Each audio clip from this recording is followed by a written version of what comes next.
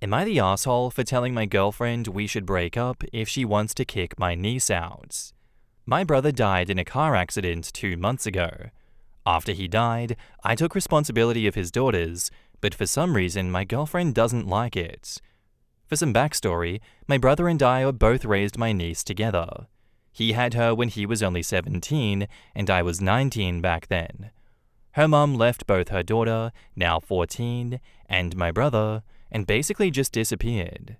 I think she was 23 or 24. Oh, gross. Anyway, my brother took responsibility of his child, and I helped him raise her. My brother would often joke that she's our daughter, and goddamn I miss him so much. I spoiled her a lot. My brother restricted her.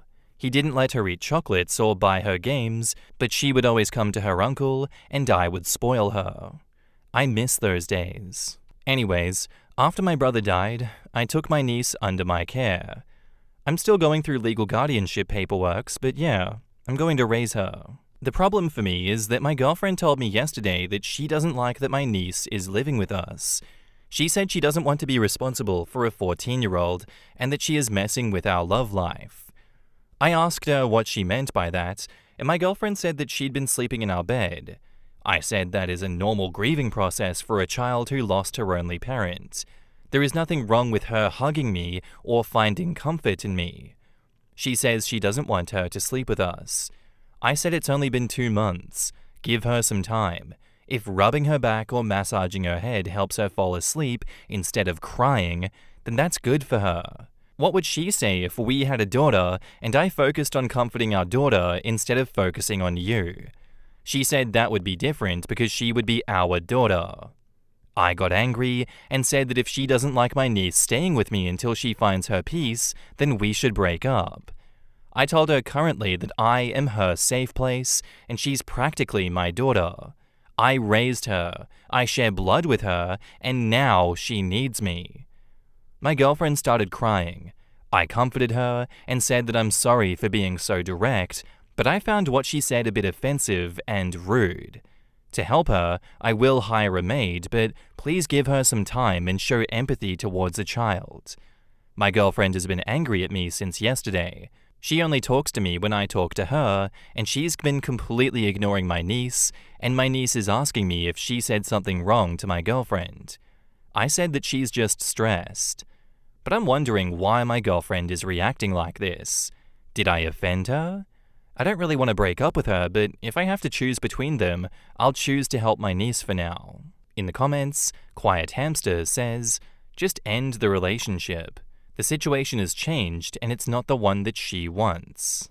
Jellico Alpha says, OP, the sad reality is that your girlfriend just told you that she doesn't want this life. And that's going to make her resent your niece, who is now your daughter, which will lead to her treating your daughter like shit, and I mean, she already is treating her like shit. It's time to accept reality. Your girlfriend does not want to help you raise your daughter. Again, it's time to start seeing her as your daughter because you're a single dad now. She's not all in, which means you have to be all out. Your daughter comes first, now and forever. It's time you accepted that. Not the asshole here, but you would be the asshole here if you continued this relationship though. MaryShaw25 says, unfortunately this isn't something your girlfriend wants.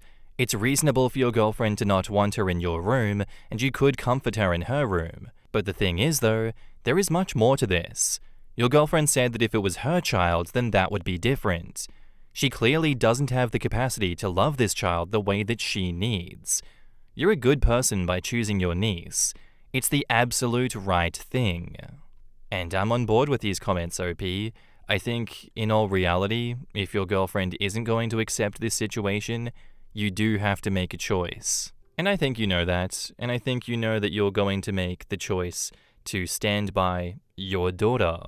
As unfortunate as it is to break a relationship over something that was not your fault, and something that is out of your hands entirely, that's just life. Life isn't fair. And I wish your girlfriend, hopefully soon-to-be ex-girlfriend, all the best going forward and that she finds what she wants. But this situation right now doesn't seem like it's going to be healthy for your daughter in the future if you stick around. So I suggest that you listen to what everyone here has said and break it off. I don't think this is something that you can talk through. This is like a fundamental personality difference. And now, onto the update, one day later. I'm so surprised that my post blew up and so many people dropped their opinions and thoughts and are still commenting on my post. I thank you all, and those who are asking, I've been with my girlfriend for 3 years. I also confess that I'm in the wrong by not having a clear discussion with my girlfriend, and those who were saying that my niece should not be sleeping with us instead, I should have got her own bed, or just stayed with her until she falls asleep, I already tried that. Initially, she was sleeping alone, but she would wake up in the middle of the night, and I would have to go and console her. She started sleeping with us because she was constantly afraid. It's trauma. She's only 14. To be honest, I don't care if she's sleeping by my side. She's had only one parent, and I was just a fill-in, and she lost her parents, and she's an orphan now. She can sleep by me as long as it helps her. I think it's too soon to pressure her. I went to my girlfriend and said that we need to have an honest and open discussion and decide what we should do next. I apologized to her for not thinking about how she would feel, but I didn't have a choice. I had to bring my niece in. I also have to worry about all the legal paperwork, her school, my brother's assets, and other paperwork. My girlfriend said she doesn't want my niece to live with us, and she has tolerated it for long enough. I said I understand, but it's kind of unfair that you would be so cruel to a child, and I expected my partner to help me when I'm going through so much legal work and care for my niece and work. I wanted your support. She said she will support me, but she doesn't want to live with a 14-year-old and care for her. Either I choose my niece or her. I explained to her that I understand your frustration, and as much as I want to choose you, I cannot. You already know that I also have raised her, and now she has lost her father. Only I can help her. She has nowhere else to go except my old parents, but they can barely help themselves. She started crying and said that I am not her first priority. I said I'm sorry, but I have no choice. I've been in her life ever since she was born. Not only am I attached to her, I'm also related to her by blood. Now that her father is no more, she is mine, and I have become a parent. It's difficult, but I have no other choice. My girlfriend packed her bag and she left, and before leaving, she said we should take our time and think this through and see if we can overcome this. We both decided that we will stay in contact and discuss in the future. When my niece came back from school, she asked where my girlfriend was. I said she went to her parents. My niece started crying and started blaming herself. She said that she's the reason why my life is falling apart and she doesn't have any parents. I guess she picked up on it after my girlfriend gave her the silent treatment. I comforted her and said that it's not her fault, and as long as I am with her, she doesn't have to worry about anything. She's going to stay with me from now on. She calmed down, and I took her out to her favorite restaurant, but I don't feel good at all. I'm happy that I chose my niece over everything else, but I also lost my love, which makes me so effing angry and sad. In the comments, Key Advance 3033 says, the girlfriend was out of her depth. It must have been disorientating for her. Though her reaction was immature, the change to the dynamic of the relationship is significant. At that point, asking yourself if the relationship is still the right one for you is important for you, your partner, and the child. Though sad, I believe the breakup was inevitable and the best outcome for everyone. OP's own grieving is not mentioned once. Not once. The girlfriend is a giant asshole to me, and it's not because she doesn't want to raise a traumatized teenager, but because of her huge lack of empathy towards both her boyfriend and the grieving niece. I get that OP wanted to take in his niece, and I also get how his girlfriend didn't want to raise his niece. A teenager who just lost their only parent will certainly pose some parenting challenge. It's just sometimes situations suck. As bad as it is, it's good they broke up. From the post, it doesn't look like there's much extended family to provide a support network for the poor girl. OP is all she has. As per the top comment on the update, I worry social services will come knocking if the bed sharing thing gets out. then she'll lose OP too. True, but it's damn crazy in my opinion. It's his niece, and right now she only feels safe enough to sleep next to him, and it saddens me that something like this gets seen as inappropriate and sexualized. Sure, if she continues to sleep there after a year, maybe I would raise an eyebrow, but she lost her dad only 2 months ago. Poor girl and OP. I hope they can get through things and that girlfriend just gives up without making it a battle. I have no idea where OP is, so I can't comment on this situation specifically, but I will say that it's my job to investigate sexual offenses against children by family members. In this situation in my jurisdiction, there is exactly zero chance that she would get taken away from her uncle unless something is obviously going on. Under other circumstances, sure, maybe, but she just experienced a traumatic situation 2 months ago. This response is perfectly normal and reasonable. We have no interest in re-traumatizing the poor girl by taking away her only social support immediately after her only parent passed away. Also, she's 14, not 5 or 6. She can clearly articulate herself and provide a clear statement. It will become obvious what's going on when you have a quick conversation with her. My parents tried to screw over my dying stepmother, but blew up all of our lives instead. My 17 female stepmother Jane is a wonderful woman. She and my father got married when I was 4, and she's been a rock in my life ever since. My mother was always my primary caregiver, but up until that point, her relationship with my father was acrimonious, and I basically never saw him. Jane was the reason they developed a stable co-parenting relationship, and she encouraged everyone having a good relationship with each other and was always there to support me and my mum when things got rough. Jane was always a really hard worker. When she met my dad, he was living out of a hotel, and my mother was doing everything in her power to keep me away from him because she was petty and angry that their relationship didn't work out. Meanwhile, Jane had a great job, a nice house, helped my dad get back on his feet, negotiated a visitation schedule with my mum, who hated her for a long time, and made sure that my dad sent us money every week because neither one of them could afford an attorney to negotiate child support payments. Jane had no reason to do any of these things. But as I got older, she made it clear that she loved me as much as she loved my half-brothers, who were born a few years later.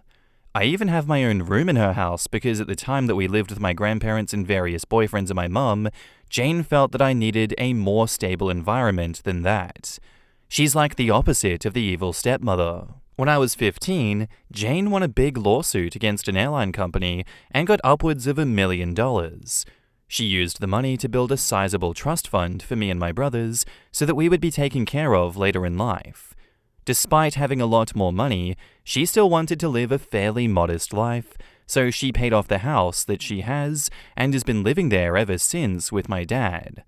Sure, she bought a new car and they went on a few nice vacations, but she didn't blow all of her money on stupid things, which I respected. About a year ago, things started getting really weird. Whenever I saw Jane, she seemed to look sicker and sicker, but no one would tell me or my brothers why, even though I know they knew. All we knew is that she was at the hospital a lot. At around the same time, my mum had been coming around my dad a lot more, acting really strange, basically like she was trying to romance him. Whenever Jane was in the hospital, my mother would insist on spending the night at their house and playing mum to my brothers, which was so weird to me because she never liked them or Jane. She would be the perfect little housewife, and my mum is not like that at all. It was super fake. Worst of all, my dad started falling for it. I'm not stupid. I'm pretty sure they were sleeping together. I tried to shield my brothers from it, but they're not dumb either. They tried talking to my dad, but he insisted that it wasn't like that. Then a few weeks ago, my mum started talking about all the places that she would like to visit, how she wanted a new car and was looking to invest, which is weird because my mum's been a bartender her whole life and has lived paycheck to paycheck since before I was born. She was acting like she was about to get a lot of money, which started to make me really suspicious. Between Jane being sick and my mum acting all nouveau riche, I had a lot of questions. Finally, I decided to visit Jane in the hospital and ask her about my trust fund.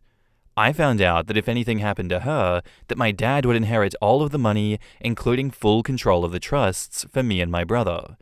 She asked me why I was so interested in the trust fund, so I told her what was going on with my parents and how my mum has been acting with my dad. I didn't want to, but after everything she did for me, she deserved the truth. It really hurt me to break her heart like that, especially once I found out that she was basically in hospice at this point because of irreversible kidney failure. She's only got a few more months. We both cried so much. Then, 2 days ago, everything came to a head. My mum stormed in, furious, and started arguing with my dad. Apparently, Jane met with her lawyer and changed the trust so that my dad would get nothing and all of the trusts would be controlled by my step-aunt. She demanded to know how Jane found out about their relationship, and I came out and told them that I told Jane everything. I told them that if they wanted to play stupid games, they would win stupid prizes, and that I wasn't going to let them screw Jane over after all of the help that she gave my family when she didn't have to. My mum slapped me, and my dad just looked so defeated. Then my mum told my dad that she didn't really love him, that she was just pretending to so that he would marry her, and that she could get all of the money. The worst part about it is that my brothers witnessed the whole thing, and now on top of their mum dying, they have to deal with a cheating dad and his vindictive ex. Our whole family is in ruins, and I feel like it's my fault, even though I know it's not. Yesterday, I visited Jane again and told her about the fallout. She apologized and said that she had to dissolve my trust fund to make sure that my mother didn't get a hold of the money, but that as her oldest, I will inherit the house/property after she is gone, and that is worth more than the other 2 trust funds combined. My father won't get anything because she's going to divorce him before she dies. And honestly, I'm happy for her. She made me promise to take care of my brothers and told me that once I turn 18 this summer, I can kick my dad out of the house if I want to. And I fully plan to do that, by the way. I haven't talked to my dad since, and I can't even look at my mum. I can't believe they would conspire to do this to Jane after all this time. Just proof that they deserve each other, and I'm embarrassed that they're my parents. Once I turn 18, I'm going to cut my dad out as much as I can and cut my mum out completely. I hope she rots. Meanwhile, I'm going to try and be at the hospital as much as I can until Jane passes away. Anyways, I just needed to vent. I'm really messed up about the whole thing, and I feel super betrayed. Although I can't even begin to imagine how Jane feels. I'm going to be so effed up when she dies. I can't even think about that right now. But at least she's not surrounded by people who just want to bring her down. Thanks for reading. Edit. Some people are asking a lot of the same stuff, so I'll just clarify here. On my brothers, my plan is to use some of the estate money to fight for guardianship for my twin brothers so that they can live in the house while I kick my dad out. If I can't get guardianship, then I'll have to let my dad stay in the house. However, once I turn 18, I will technically be an adult, so even if my dad leaves, I'm still legally able to be responsible for them. The only thing I won't be able to do is stop him from taking them if he leaves. But they will be 18 in 6 years, so even if they do have to leave, they'll always be able to come back whenever they want. In a perfect world, my dad would just leave and let my brothers stay with me, which I'm sure my bio mum would be very supportive of, because right now she hates all of us, and I doubt that will change anytime soon. On the trust, from what I understand, my brothers will inherit 1/3 each of the estate, and the remaining 1/3 will be used to keep the house running until they turn 18. After that, it'll be up to me if I want to keep the house or sell it. At that point, my brothers will still have money left in the trust, so they can branch out or do whatever they want. Otherwise, I will not sell the house, and will just pass it on to them or keep it and maintain it myself, and they can just stay with me as long as they need to. Edit to the edit. So I just spoke to Jane, and she told me that the reason she dissolved the trust is because originally it was going to be split 3 ways between us kids, and that my dad would inherit the house.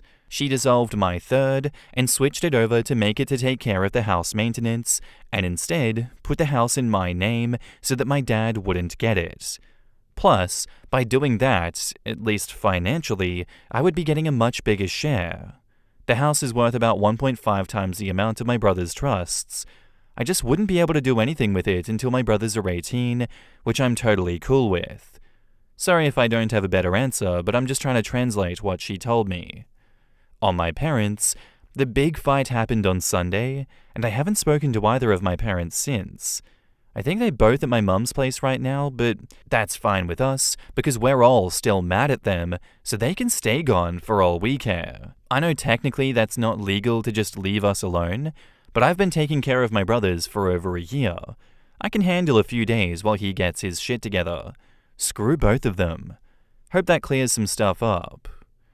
And some additional information from OP on her parents, stepmom's health and trust funds. OP on why isn't Jane on dialysis. I don't remember the exact details, but Jane has a genetic condition where she gets cysts on her kidney. She already had a transplant a few years ago, but now she developed problems with her arteries or something in her legs, so she doesn't qualify for dialysis. She could get another transplant, but she doesn't want to because the last time was so traumatic, rejections, etc. So she decided to just let herself go onto the maintenance medications to prolong her death until she gets her affairs in order. She has a few other health problems that make the typical treatments really dangerous, and according to her, she would rather die surrounded by loved ones than on an operating table. On dissolving the trust fund, Jane told me that she didn't technically have to do it, but she didn't trust my bio parents not to do something shady and get a hold of the money before I turn 18. Even if my aunt controlled the fund, my dad would still be able to collect if something happened to Jane before I turn 18. Her lawyer suggested that it's better safe than sorry, and I agreed that it was the best option. I'm not an expert though, I don't know the details. On how my mum knew, like I said before, I'm pretty sure Jane told my dad, who then told my mum, and that's how the argument started. I can't think of any other way, and I didn't really care enough to ask. Jane's thoughts on my mum, she didn't know my mum was doing all of that. My mum has her own place and would only come over whenever Jane was in the hospital for a few days at a time. I've been living with my dad for a little over a year, so he probably told Jane that my mum was there to spend time with me, if he told her at all. Besides, she didn't move in until a few months ago, which I guess is when they started hatching their plan. Jane never outright banned my mum from visiting, so there really wasn't anything she could do. Hope that helps. And edit for the last part, the remainder of the money belonging to the estate that hasn't been put into the trusts for my brothers is going to be used to maintain the house until my brothers are 18, and then I can either choose to sell the house or keep it and maintain it myself if I'm able to. I plan to go to school in that time and get a better job with the goal of keeping the house, but if I can't, then I have the option to sell it. Not that I will, but that's how it was explained to me. OP on her stepmom and their relationship provides thoughts on her bio mum. Honestly, it's because she's more of a real mum than my actual mum. My bio mum is kind of ambiguous about my existence, but Jane was always extra involved, sending me to sports teams and paying for dance classes, and just showing interest in my hobbies as I got older. Plus, as the only girl, I think we bonded on a level that she can't with my brothers, so she always made sure to let me know that I was on equal terms with them. When I was younger, we would watch movies and have girl time where it was just us one-on-one, and those are some of my best memories with her. Jane is also really mature and someone that I want to be like when I get older, whereas it feels like my mum is a teenager in an adult's body. She was constantly picking fights with my dad about dumb things, and Jane was always there to smooth things over and keep my best interests at heart over her own feelings. I know my mum made Jane's life really difficult for a long time, but Jane never complained or said anything about it to me, whereas my mum constantly complained about Jane. As I got older, I just always felt more at peace when I was around Jane than when I was around my mum. If you want your stepkids to love you, just be there for them and treat them like your own. Ignore whatever drama you have with your husband's ex and just love your kids. Trust me, if you really care about them, they will know.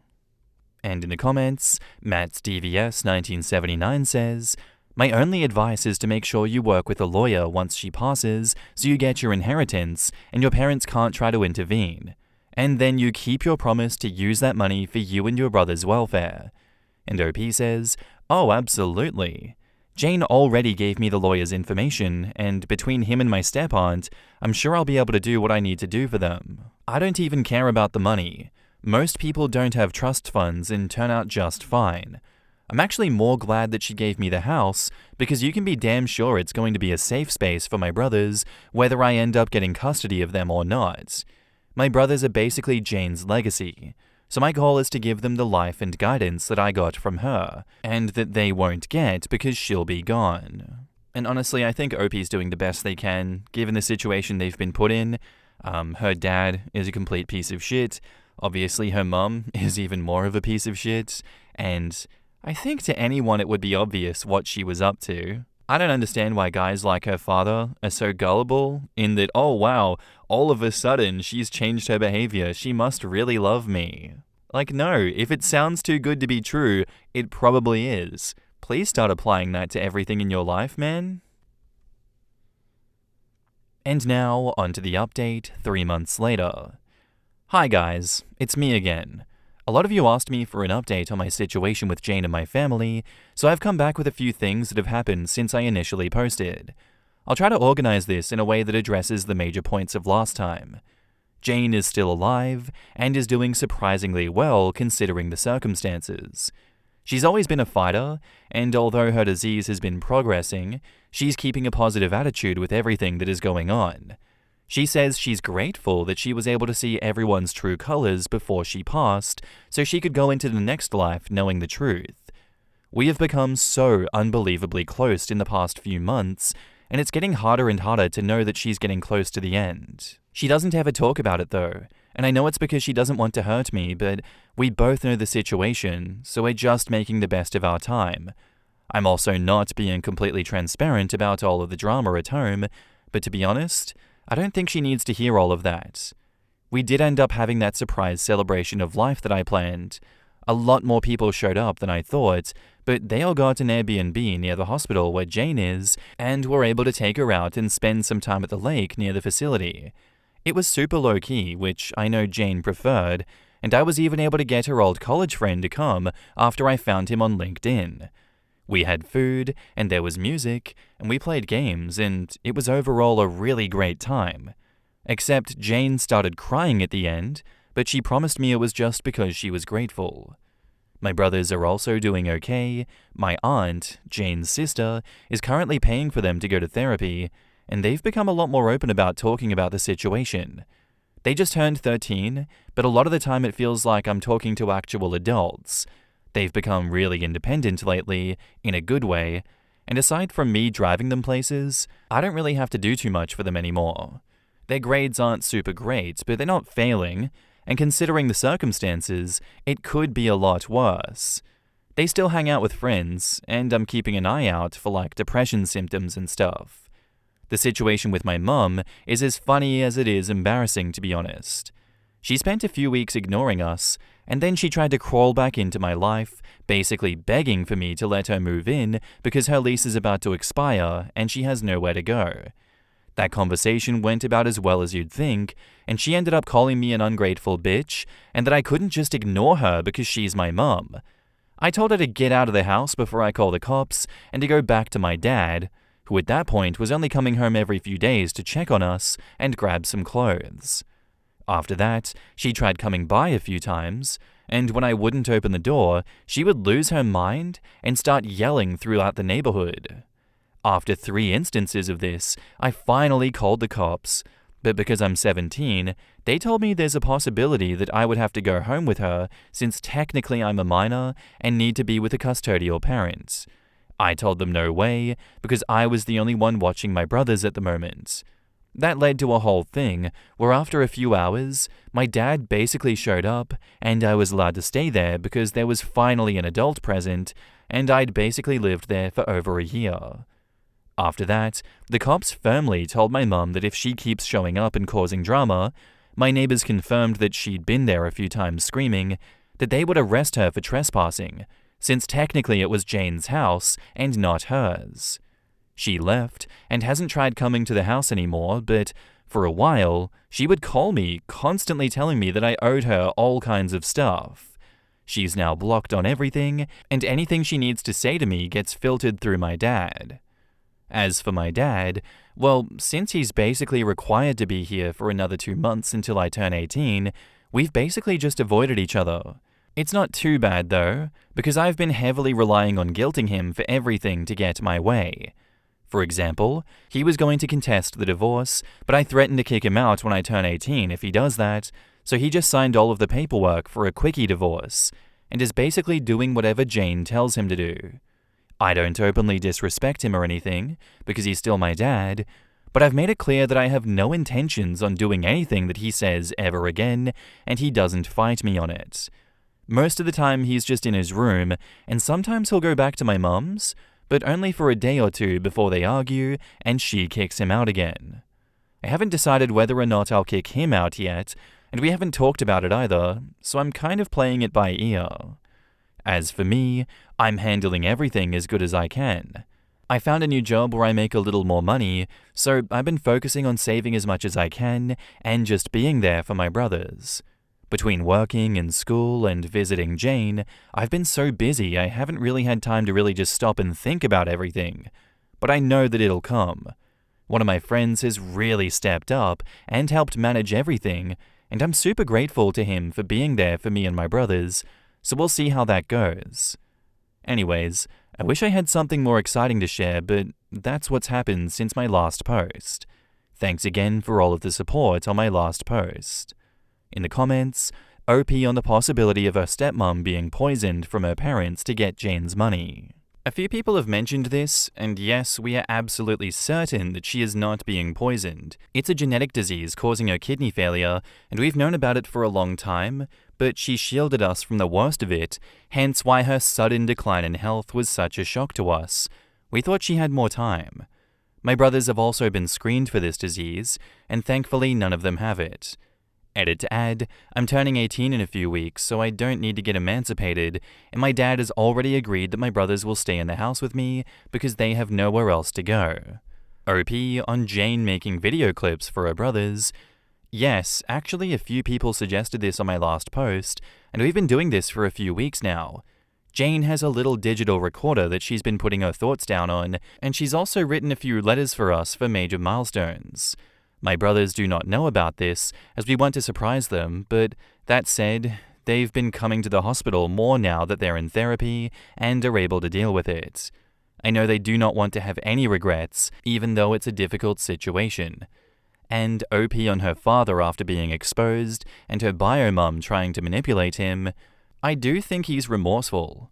He hasn't said it, but the way he's acting is telling me that. He's being really passive when normally he gets a little belligerent if he really feels like he didn't do anything wrong. Also, I know I have every reason to kick him out, but he's still my dad, even though what he did to Jane was terrible. He's just kind of a weak-minded person, and my bio-mum really manipulated the crap out of him and continues to manipulate him. But I can tell he's getting tired of her BS because he's spending less time with her. He didn't know that she was showing up at the house, and when he found out, he was super pissed at her. They've been fighting non-stop, and I can tell that he's not as much under her spell anymore, because he's at home more, but who knows. And now, onto the final update, 7 months later. Hello everyone, it's me again. I've gotten quite a few messages in the past months asking for an update, so I'm going to post my final update here and hope that it's enough to answer the questions everyone has been asking. I'm sorry that it took so long to update, but a lot has been going on. As many of you may already assume, Jane passed away early fall of this year. It was very traumatic and very sudden, but the silver lining is that she exceeded every doctor's expectation for her life, and when she did go, she was surrounded by family, including me, my brothers, and my dad. She was on palliative care and felt no pain, except for a brief moment right at the end, and we are all very grateful for that. Towards the end, Jane was physically pretty much done, but her mind was as sharp as ever. I took the advice of many of you here and recorded some voice notes for my brothers. I originally wanted to do video, but by the time we were able to do it, we both decided they didn't need to remember her wrapped in tubes and in a hospital gown. She also wrote many letters to her friends, family, and even for me to open when I reached certain milestones. She gave me one to open right after she passed away, and while I won't share too many details, I can say with absolute certainty that she is, and forever will be, who I consider my mother without question. It was very, very emotional for everyone, and although it has been a few months, I am still very heartbroken about her no longer being with us. She was a kind, gentle woman, and in my heart, she is who I aspire to be. My brothers are obviously very hurt about our mum dying, but just like before, they're taking it surprisingly well. They are still going to therapy both together and separately, and we have a lot of conversations whenever they feel like talking. We've always been close, but I feel like we're closer now, even though I work and hang out as often as we can, and I'm doing everything I can to be the support that they need. They don't know it, but I definitely need them as much as they need me, because they're the only ones I can really talk to about anything. Ironically, now that our family glue is gone, we're pulling together stronger than before. My dad and I mended the fences, so to speak. We went to a few therapy sessions together where he took full responsibility for his behavior, and I've forgiven him as much as I can, especially since he eventually started doing everything he could to be there for Jane at the end, even though they still went through with the divorce. He's still living with us, and things are a little bit tense, but they're doing much better than before. He's my dad, and I love him, but he was also broken by Jane's condition, and he wasn't able to cope in a healthy manner. Her dying really brought some light into his eyes, so to speak, and now he's really stepping up to be the man that he was supposed to be. A lot of people commented saying too little too late, but again, he's my dad, and for my own mental health, I have chosen to forgive him. As far as I know, my bio-mum pretty much vanished off the face of the earth when I turned 18. She tried a few times to convince me to let her live with us, but I wasn't having any of it. Even my dad told her he's officially done, and after we all blocked her on everything, she stopped reaching out. She doesn't have any relatives who talk to her, so I don't have to worry about that. But I did hear from people who follow her on Facebook that she has a new boyfriend that she is living with. I don't want to stalk her or anything. I really don't care. She hasn't come to me with any kind of apology, so to be honest, she can get bent. It's a little bit hard for me to think that she would just walk away the second I turned legal just because she didn't get any of Jane's money, but oh well, true colors and all that. Guess 18 years was too long to pretend to care. I'm just so angry with her that I don't want anything to do with her anymore. Maybe that'll change one day, but I'm not holding my breath. As for me, I'm doing pretty okay. I decided to take a year before I start college to handle all of this bullshit, and I'm still at my same job, so I'm saving up money wherever I can. My friends have all been great supporters, and I'm so grateful for everyone, especially you Reddit folks, who have been checking in on me and making sure that I'm okay. I'm taking things one day at a time, and that's been working great to keep me focused. My goal is to go to college next year and study journalism, but I'm playing it by ear. I can always go back to school, but right now my family needs me, and if that takes longer than a year, then so be it. Thank you, everyone. This will be my last update, and I very much appreciate all of the love and support that you've shown our family. Jane, I know, was very grateful for all of you too, and all I can say is hold your loved ones tight and be careful of anyone who seems too good to be true. Much love and blessings to you all. In the comments, someone says that OP should make sure her father is in therapy in order to deal with the unresolved issues he has. And OP says, I understand why you would feel this way, but the therapy is ongoing. He's actually insisting on it, and he's going to individual therapy as well. We all are. The goal isn't to quote-unquote fix him, as much as it is to help us all cope with each other and what happened. I think Jane dying broke us all in a way that won't ever be fixed. Someone else says, I think looking from the outside in, it's easy to hate the dad. He did something awful and basically got away with it. He got rid of the crazy ex, still has his daughter, and gets to live in the house of the woman he severely betrayed. I understand OP, and I don't know if I'd have the heart to kick my dad out and stay mad, but it's still a sour ending for me. Because of the dad, Jane's final moments were tainted. I mean, the woman was on the brink of death having to deal with a divorce. She deserved better, and the one who harmed her just gets to move on. OP says, if it's any consolation, Jane and my dad made their peace a few weeks before she died. Yes, he did something awful to her, but they were in love for many, many years. And that doesn't just go away because of one trifling bitch. So I wouldn't say her final moments were tainted. She wanted him there, and he was there, and I think she passed knowing that she was loved by everyone present. My dad definitely took her passing really hard to a point where I know that it's not an act. I think that's worth something. Plus, he's going to carry this guilt around until the day he dies. Another commenter says, please make sure your dad knows not to bring women around your house, just in case. You and your brothers do not need to see him date anytime soon, and definitely not in his ex-wife's house. And OP replies, trust me, after this he's not interested in dating anymore. He really loved our mum, and after my bio mum pulled her bullshit, I think he's completely done. He's got a lot to recover from too, which I think a lot of people forget. Not only did he lose his wife of 15 years, but he fell for the lies of someone he thought loved him too, and trusted someone who ended up hurting him and his kids. I know he feels terrible about the whole thing, which makes it easier to forgive him.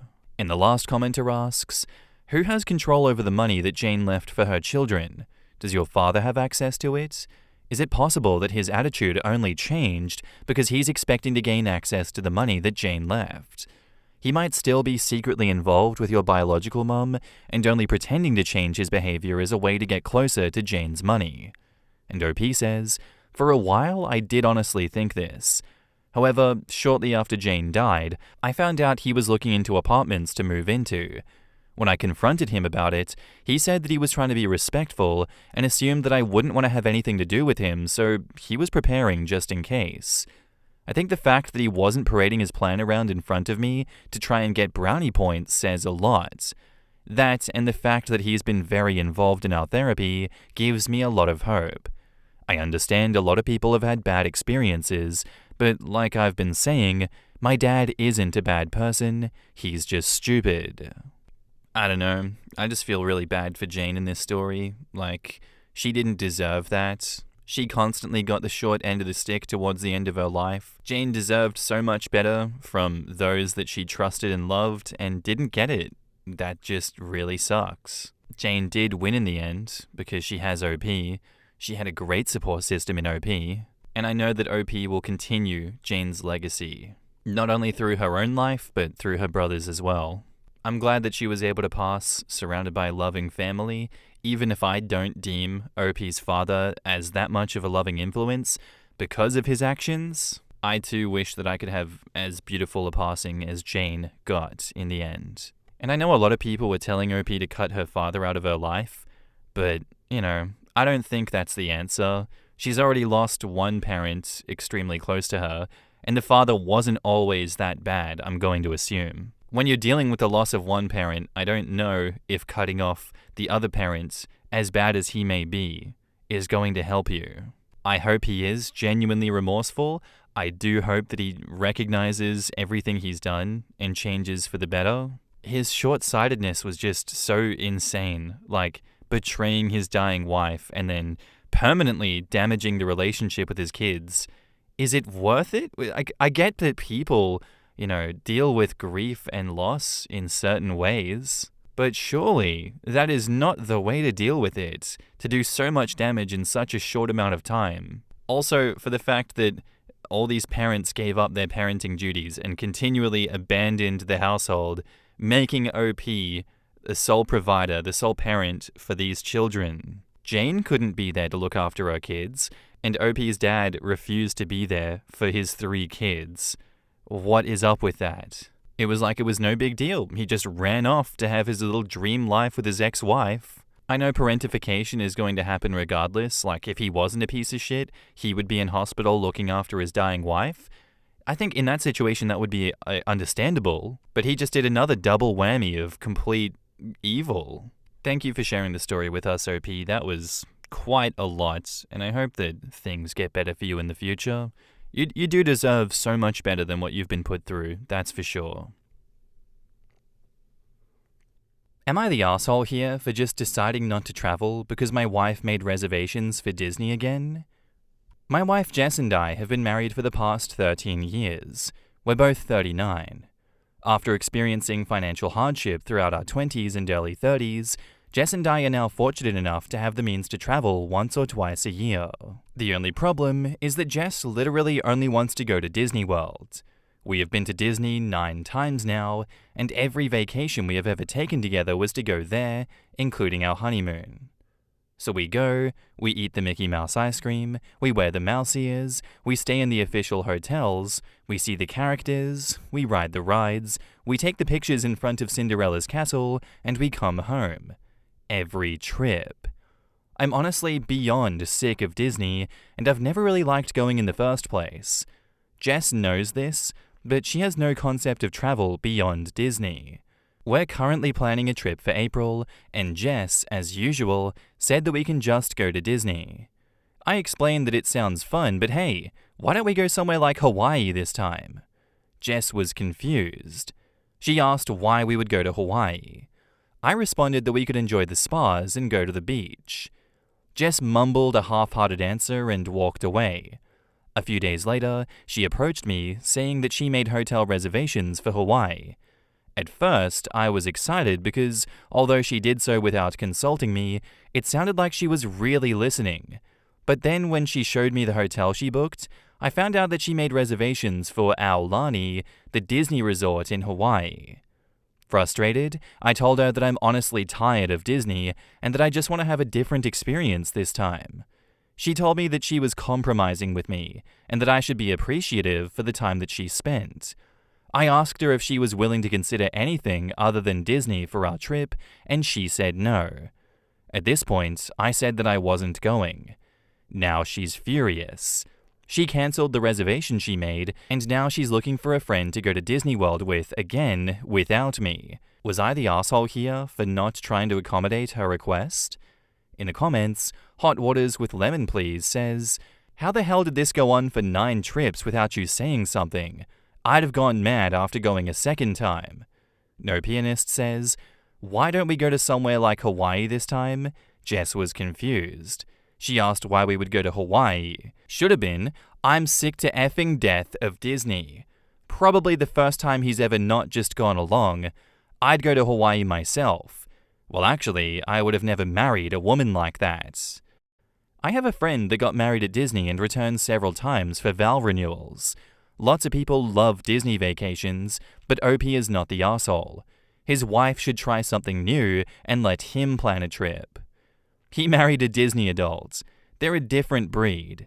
It's one thing to be an adult to be able to enjoy Disney, but Disney adults are a whole other thing. Like how you can like horses, but horse girls are a thing. I don't know why this isn't the top comment. It's the first thing that I thought of. For some people, Disney is a legit religion. Their home is decorated with icons of Disney characters, and the walls have Disney liturgies written on them. Their vacations are religious pilgrimages to the Disney Mecca. This is why the wife looked confused. It's like telling a Muslim that you should go to Hawaii for their religious pilgrimage. It makes absolutely no sense from their perspective. Well, unfortunately, OP, you did marry a Disney adult and normalize this behavior, so like going for 9 consecutive vacations with her, when you could have from the start after the first or second been like, "I'm sick of Disney, let's go do something else, I'm not doing another Disney, trip." You normalized it, and I think you recognize that as well. I think you realize you have a part to play in this. Her religious pilgrimage will not be stopped. But I also think you need to recognize, yes, she's not going to Disney World in Hawaii, but she took the initiative to book this trip. She was cool with changing things up. It's just that it's like exposure therapy or something. She's exposing herself to a new environment, but with a little twist of that Disney magic that she loves and pilgrimages to twice a year. I think you're not the asshole in principle, but I do think you can use this situation to your advantage. Have your home base as the Disney resort and take her to the rest of Hawaii while you're there. She's opening the door, saying that, hey, I'm open to these new experiences, but I still want Disney while I'm there, and that's fine. She actually is compromising for you here, and I think you can compromise with her as well by accepting that, as you have for the last 9 times, and take her to new places that are not Disney affiliated. This can be the stepping stone to breaking the Disney curse. And now, onto the update 7 days later. I screwed up. I know most people were giving me the not the arsehole judgment, but Jess actually showed a great deal of openness to my idea.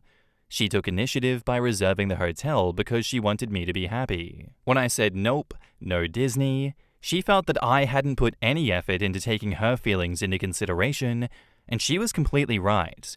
I hadn't.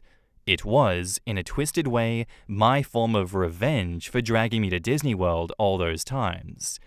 In the last post, some people commented about how Aulani barely even looks like a Disney resort at all. This is something that I should have researched myself before I threw the gauntlet down with Jess. When I looked into it, it looks like a run-of-the-mill Hawaiian resort. In my defense, going to Disney World 9 times has kind of made me sensitive, and I'm fairly sure that on a Rorschach test, I'd see nothing but mouse ears at this point. But I really should not have jumped to conclusions. A day after I made the post, I approached Jess and apologized. I was wrong. Yes, she might be a Disney adult, but aside from always wanting to go to their theme parks, she's never obnoxious about it. I said I was sorry and asked for permission to reserve the hotel again, and Jess responded that she'd love to go to Aulani with me. When I told her that it's not really all that Disney, Jess said, "Of course I knew that. I wanted to go because my sister said it was beautiful." I'm a moron. Jess and I have replanned our vacation, and we're super excited to be going now. I came to this realization because a lot of people pointed out some things that I should have figured out myself. Thank you. In the comments, KM4098 says, "You can't convince me that Jess didn't write this post." With the original OP hog-tied and gagged in the trunk on their way to the airport, wearing Disney ears, of course. I can already hear Goodbye Stranger playing. I'd just like to direct everyone's attention to someone else's take. 2 Mickey Mouse ice cream bar flavored tears trickled down the side of his nose. But it was alright. Everything was alright. The struggle was finished. He had won the victory over himself. He loved Mickey Mouse. You will go to Disney, OP. Your wife is the arbiter of the mouse, and your resistance is futile. Like inviting a vampire into your home, you are hopeless to her whim. Everything you look at will now vaguely resemble the mouse. 3 circles? Mouse. Venn diagram? Those are just mouse ears. Your fate is now bound to the mouse, OP. I'm sorry. Your sobs will be heard, but no one can help you now. You are a Disney adult by proxy, and it's inescapable. Ah, man, Mickey Mouse's love, Mickey Mouse's life. Glad that everything worked out in the end for them there. Communication once again has won the day. Who would have thought that open, honest, and transparent communication would fix the problem here? Because assumptions definitely made an ass out of you and of me. Thank you for the story, OP. That was wonderful. And have fun in Hawaii. Our next post is by user CGP May, titled, "I, male 35, am very unattractive and have made peace with being alone. My friends, in their 30s, won't give up on trying to set me up with someone. What do I do?" Hey everybody, I'm hoping to get some advice on my current predicament between myself and my friends Sam and Sarah. You see, I am very unattractive. I don't mean that as a put down on myself, but as an objective fact about my appearance. I have a very naturally unappealing face with several body scars that make me difficult to look at for some people. I've had most of these scars most of my life, and of course I'm born with my face, so I've never been much to look at. I have tried to compensate in other aspects of life. I have a decent job, I'm tall, and I'm in very good shape. I go to the gym and eat well. Sadly, this is far from enough to make up for how I look. I've had very few relationships and only one sexual partner, though I'd prefer that it never happened after the fact, though I certainly tried. I put myself out there for years and was rejected by dozens of women before meeting one that I thought would be able to look past my appearance. I lost my virginity to her and everything, but after a month, she came to my place crying and saying that she thought she found me attractive as a person, but she couldn't get over my appearance, and it felt terrible. She confessed that sex with me was extremely difficult the 2 times we did it due to how I looked.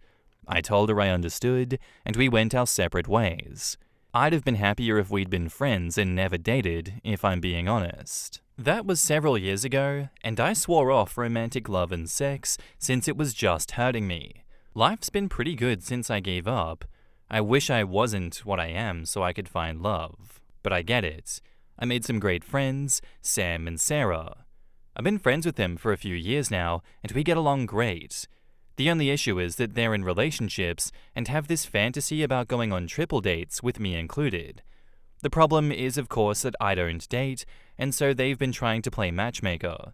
There have probably been 7 or 8 attempts now to get me with some friend or acquaintance of theirs, ranging from being blindsided with a date when I thought I would just be there with them, or inviting girls to parties and trying to get us together all night.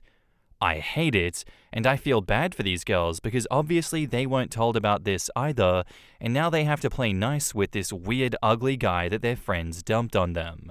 Not only that, but there's this look in their eyes that I'm sadly used to now. It's a combination of sadness and fear that overcomes them when we make eye contact.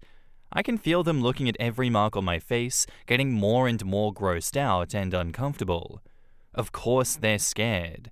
This 6'6" man who looks like Frankenstein's monster has become your date for the night.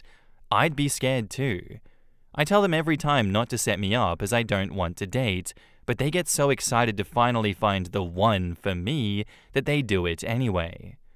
So backstory aside, I keep telling Sam and Sarah to stop setting me up, and last week they came over to hang out and Sarah kept mentioning this friend of hers from work and starts showing me pictures. I see where this is all going, and when I find out they invited her to Sam's party in a few weeks, I say cool, I look forward to meeting her, but this isn't a date, and I won't be letting them push me onto this poor girl. She's cute, and from what they tell me, I'm sure we'd get along great if I were normal, but that just isn't the case. Sarah begins to get upset at me and asks why I won't just give her a shot, so I ask if this girl has ever seen a picture of me or heard about me. She admitted that she had not, and hadn't planned on showing her my picture or even telling her about me until the night of the party. I'll admit I snapped and told both of them to stop playing matchmaker. I was sick of it, and I showed them texts from 2 of the girls they victimized. They were kind enough to tell me they liked me, but they weren't physically attracted to me. I showed them the texts, and they made an excuse and left. I haven't heard from them in a week. How can I fix this? I've made peace with the fact that I will never know romantic love, but I need friends. In the comments, someone says, show us a picture of yourself. And OP says, the last person I trusted to show my pic sent it to her group chat to laugh at me. I don't like putting it out there anymore. Sorry. Someone else asks, if your friends did show your pictures, would you agree to the matchmaking then? And OP says, part of me wants to say that I would, but after having the last relationship end the way that it did, I'd rather not risk it. Another commenter says, this isn't a joke or meant to be mean, but maybe someone who is visually impaired would be able to appreciate the real you. I think you sound cool. Best wishes. And OP says, I considered this at one point, but then she has to deal with potential harassment over being the blind or visually impaired girl who settled for the ugly guy. Or I'm seen as that beast that took advantage of her. I'm not putting some poor innocent girl through that. Another commenter says, if you don't want to date, that's fine, but it's no more your place to decide for that potential woman what she has to deal with than it is your friend's place to decide that you would be happier in a relationship. You don't need to justify your decision to stay single, so it makes it sound like you're trying to be some sort of hero saving someone from, what, loving you and being happy with you? You should be single because that's what you want, not because that's what you think others want. And OP replies, I've seen what being with me physically does to a woman. It broke the only woman unfortunate enough to have sex with me. I just can't do that to another person. I've hurt enough people. Someone else says, if I were normal, a combination of sadness and fear that overcomes them. Poor unsuspecting women, Frankenstein's monster, two of the girls they victimized. Please, dude, get some help. These comments about yourself are very unkind and very unnecessary and very extreme. This isn't the writing of someone whose life has been pretty good. OP says, I'm not exaggerating. My appearance frightens people. I'm not normal. Someone else says, confidence is sexy. You sound depressing to be around. And OP replies, that's fair. I don't actually talk about this kind of stuff except when I'm telling Sam and Sarah why I don't want them matchmaking me. I don't let my looks bother me when it's just hanging out. It's when they've tried pushing me into these situations that the negativity comes out. Someone else says, hey Sam and Sarah, I'm sorry our last conversation ended the way that it did, but I'm not sorry that we had it. The unfortunate truth of the matter is, you are being incredibly dismissive and disrespectful of my life choices. It is comparable to if I told you that I was gay and you insisted on continuing to set me up with women because you feel that you know better than me what I want. It's a shame if my current life choice for myself makes you so uncomfortable that you can't fathom being in my life unless I'm coupled up. That hurts, but if that's how things have to be, then so be it. If me, as I am, a single person who wishes to remain so at this time, is enough for you to still want to be friends with me, then that's great. However, going forward, you would have to respect my wishes and my boundaries regarding this issue. I will leave that with you for now, and I hope to hear from you. Edit to add, so sorry you've gotten so many responses doing the exact same effing thing that your friends do. It sucks to be dismissed all the time. And OP replies, your last paragraph is so appreciated. Thank you so much.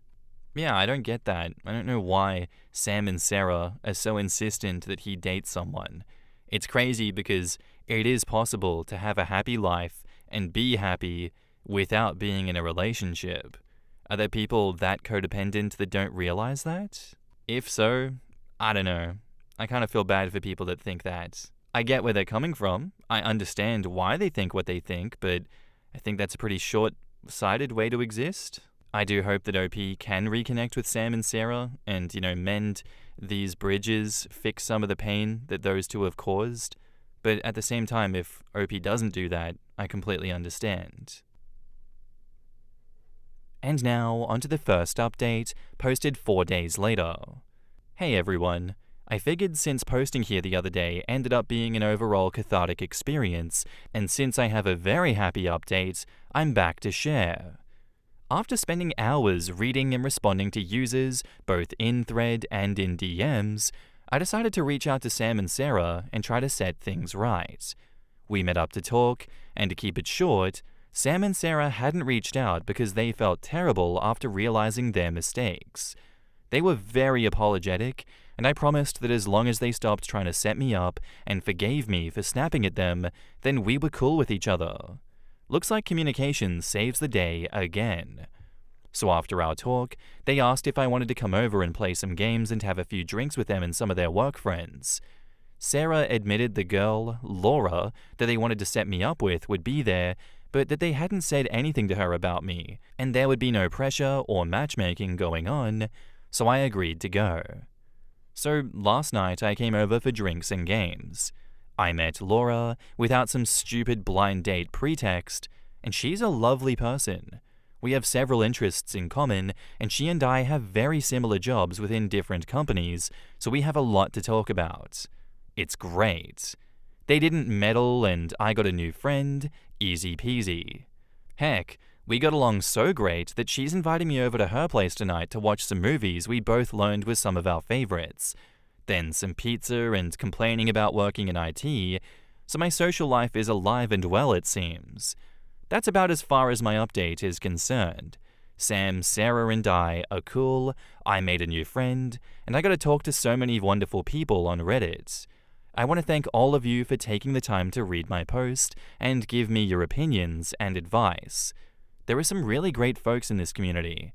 Heck, I'm still receiving a few messages a day of kindness from you awesome people. And in the comments, a throwaway account says, "She invited you over for pizza and a movie at her place. I think you have more of a shot than you realize." Spacey JC says, "Even if this girl isn't interested, I think this will help you relax and put less pressure on yourself about your looks. Maybe you aren't the most attractive guy, but you seem like an interesting, intelligent person, so just be happy with yourself for your good qualities." Alarming Sprinkles says, "I just want to throw it out there. I don't know what you look like, and also could not really care less, because I've met some ugly people in my life, and I'm 300 pounds. Just don't knock yourself down a few notches. I don't give a shit what you look like. You've got a good job, you are safe around women, you're in shape, and care about your well-being. You maintain communication and friendships, you have boundaries and realistic expectations, you're respectful. The way you look is the least interesting part of you. Somebody is out there for you, and will also recognize that your face is the last interesting part of you." And on to the newest update, 2.5 years later. A few years ago, I came to Reddit to ask about an issue that I was having with my friends trying to set me up on blind dates. I am physically very unattractive due to various circumstances in my life, leaving me scarred, which causes issues in blind dating, as you might guess. I then updated it after we had resolved the issue. The woman they were going to try and set me up with before our argument, Laura, ended up being really cool, and without the pressure of it being a blind date and just us hanging out with a larger group, we clicked and were fast friends. We hung out the night after at her place to watch movies and eat pizza. It was great. We started hanging out more and more as time went on, and eventually she asked me out.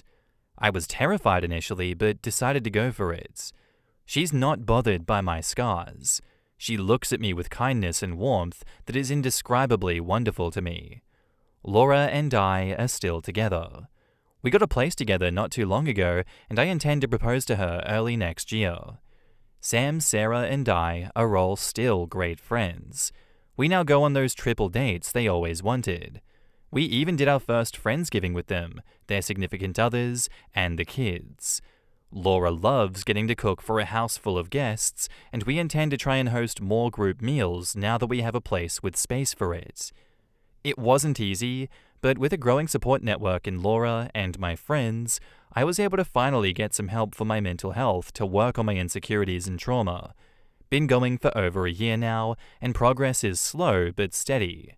Laura has been my rock. I love her more than I ever hated myself, so it's been easier than I expected to keep going to therapy appointments. So that's about it. I was in a very dark place, and some kindness from internet strangers helped me through a rough patch, so I wanted to repay them by at least posting an update, even if most of those people have since moved on.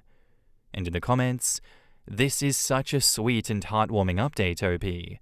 I'm so happy for you and Laura, and I'm glad that you're getting help to work through your insecurities.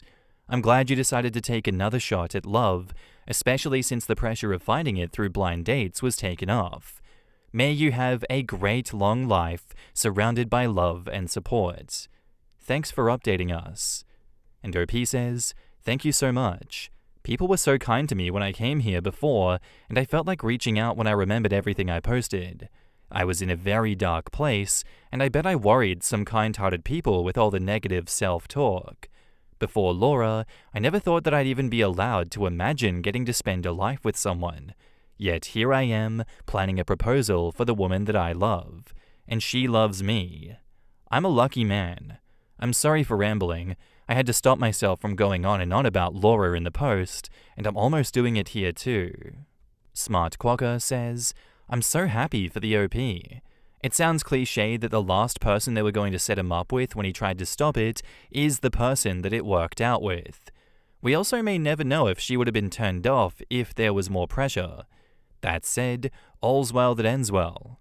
The OP deserves to heal and have a better life than what he has gone through." Animal Lover 38 replies, "It's very likely that because it wasn't a blind date, that it worked out so well. When you don't know what the other person looks like, but they get hyped up and people tell you that they're great and so cute and hot, but don't show you any photos, You tend to hype them up by imagining what you think is cute and hot. So when you meet them in person, you're low-key disappointed because they don't match the imaginary person that you created. It happens all the time with streamers and other social media people who never show their faces, and once they do, they lose a bunch of followers because they weren't an imaginary Tumblr sexy man.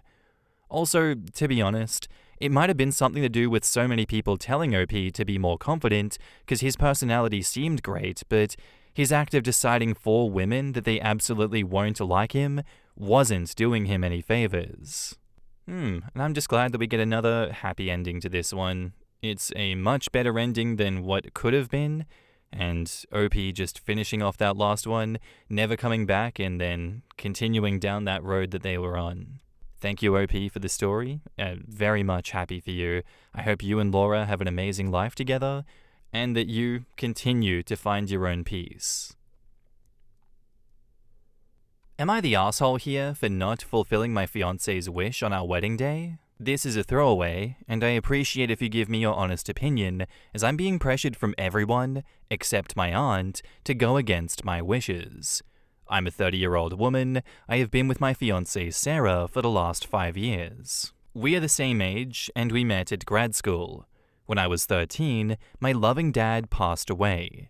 He left a decent amount of money for us. My mum within 6 months got engaged to a guy named Bob.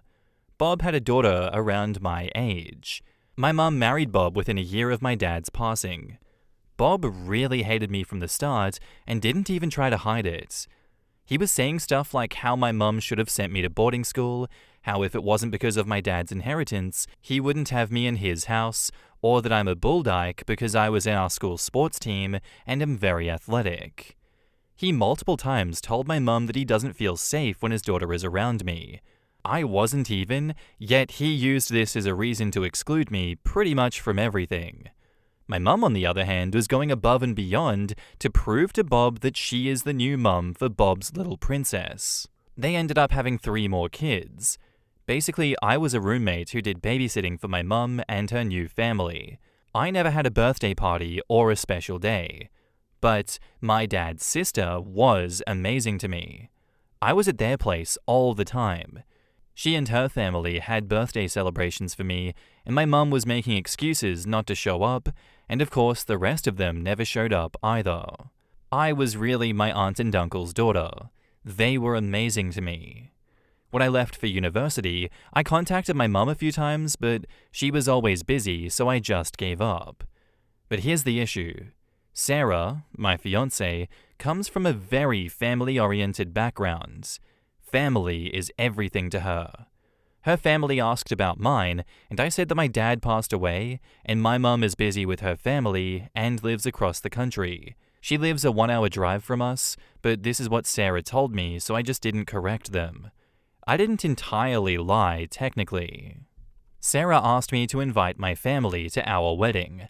I told her no, and she said it's very embarrassing not having only my aunt and her family on my side. I reluctantly invited my mum. She called and asked me to apologize to Bob and my step and half siblings for not inviting them and to invite them all. I told her no. She said I'm being ungrateful and that Bob was a father figure to me. I had a big argument with my mum over this. My mum now says that the only way she comes is if I invite Bob, his daughter, and their kids. Sarah is now pushing me to invite them all because she doesn't want to feel embarrassed in front of her family. These people never even gave me a card or said happy birthday to me, so I see no reason to celebrate my big day with them. I, on the other hand, don't want to let my fiancé down. I just don't know what to do. Should I swallow my ego and invite my family so my fiancé is happy? I suggested eloping, but Sarah is a firm no. Am I the asshole here for ruining my fiancé's day by not fulfilling her wish? Edit, Sarah knows everything about my life.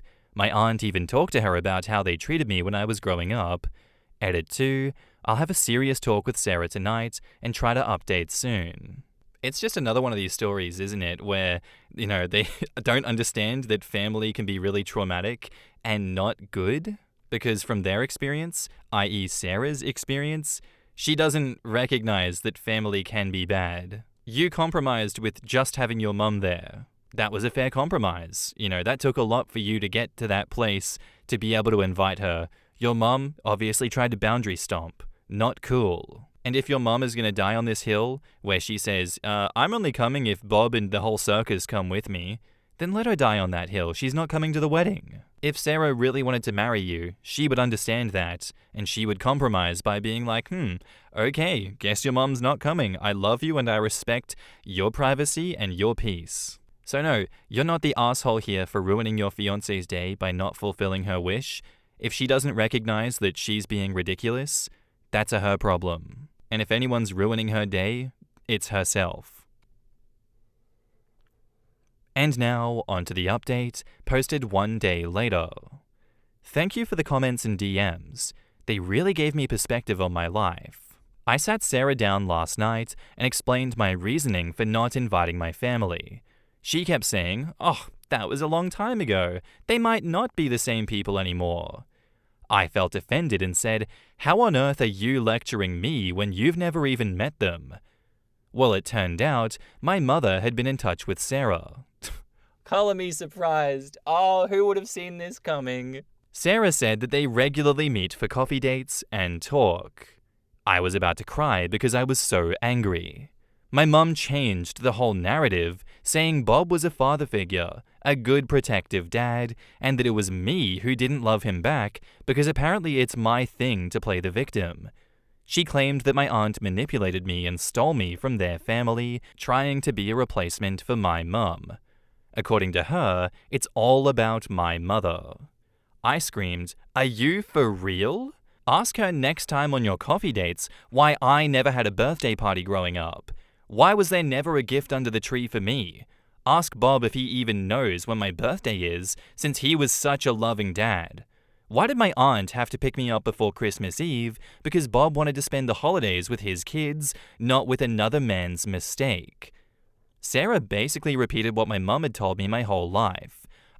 You just love to make a big deal out of everything, make yourself a victim and push everyone away. I told her that she had no right contacting my mum. She said I was cruel and claimed she was just trying to help me mend my broken relationship. She even called my mum lovely and said Bob has changed a lot. He's now an LGBTQ ally now that his princess is out. I was floored. An ally? Maybe he should start by apologizing to me for terrorizing my entire childhood. I told Sarah that we are done. I can't do this. Sarah sarcastically said, "You just proved your mum's point. Go run to your aunt. Let that old witch run your life." I told her she needs to find a new place ASAP, considering she's not paying rent. I am. She got mad and asked what excuse I was going to make this time to justify my bullshit drama, and I stopped replying. She went on a tirade, breaking our dinner plates, but I didn't care. I texted my aunt and asked if I wanted to spend the night at her place, and I said I was fine. I'm taking time off from work. I cleaned up the kitchen, which was full of broken dishware, in the morning because I didn't want my cats to accidentally get hurt. Sarah is still sleeping. I'm gonna see how I can legally evict her. I'm a complete mess, but I'll talk to my aunt and uncle for help. And yes, I am not starting to date again until I see a therapist and work on myself. I can't keep going through this. And now, onto the latest update, 5 weeks later. I still get DMs asking for an update. 1. Sarah moved out. Finally. Her family cursed me and my aunt and uncle as they were packing her stuff. I asked my aunt and uncle to be there because I was terrified of her family. Luckily, they didn't do anything crazy, just a lot of verbal attacks. 2. My mum left me a nasty voicemail. She said I'm a worthless human being and blew the best thing that happened to me over some childish resentments. She said that's who you are, an ungrateful, spoiled brat. Her husband apparently raised me, and I was ungrateful. Whatever, Mum. Leave me alone. 3. I met with a therapist that I liked, but he's going to retire soon due to health issues.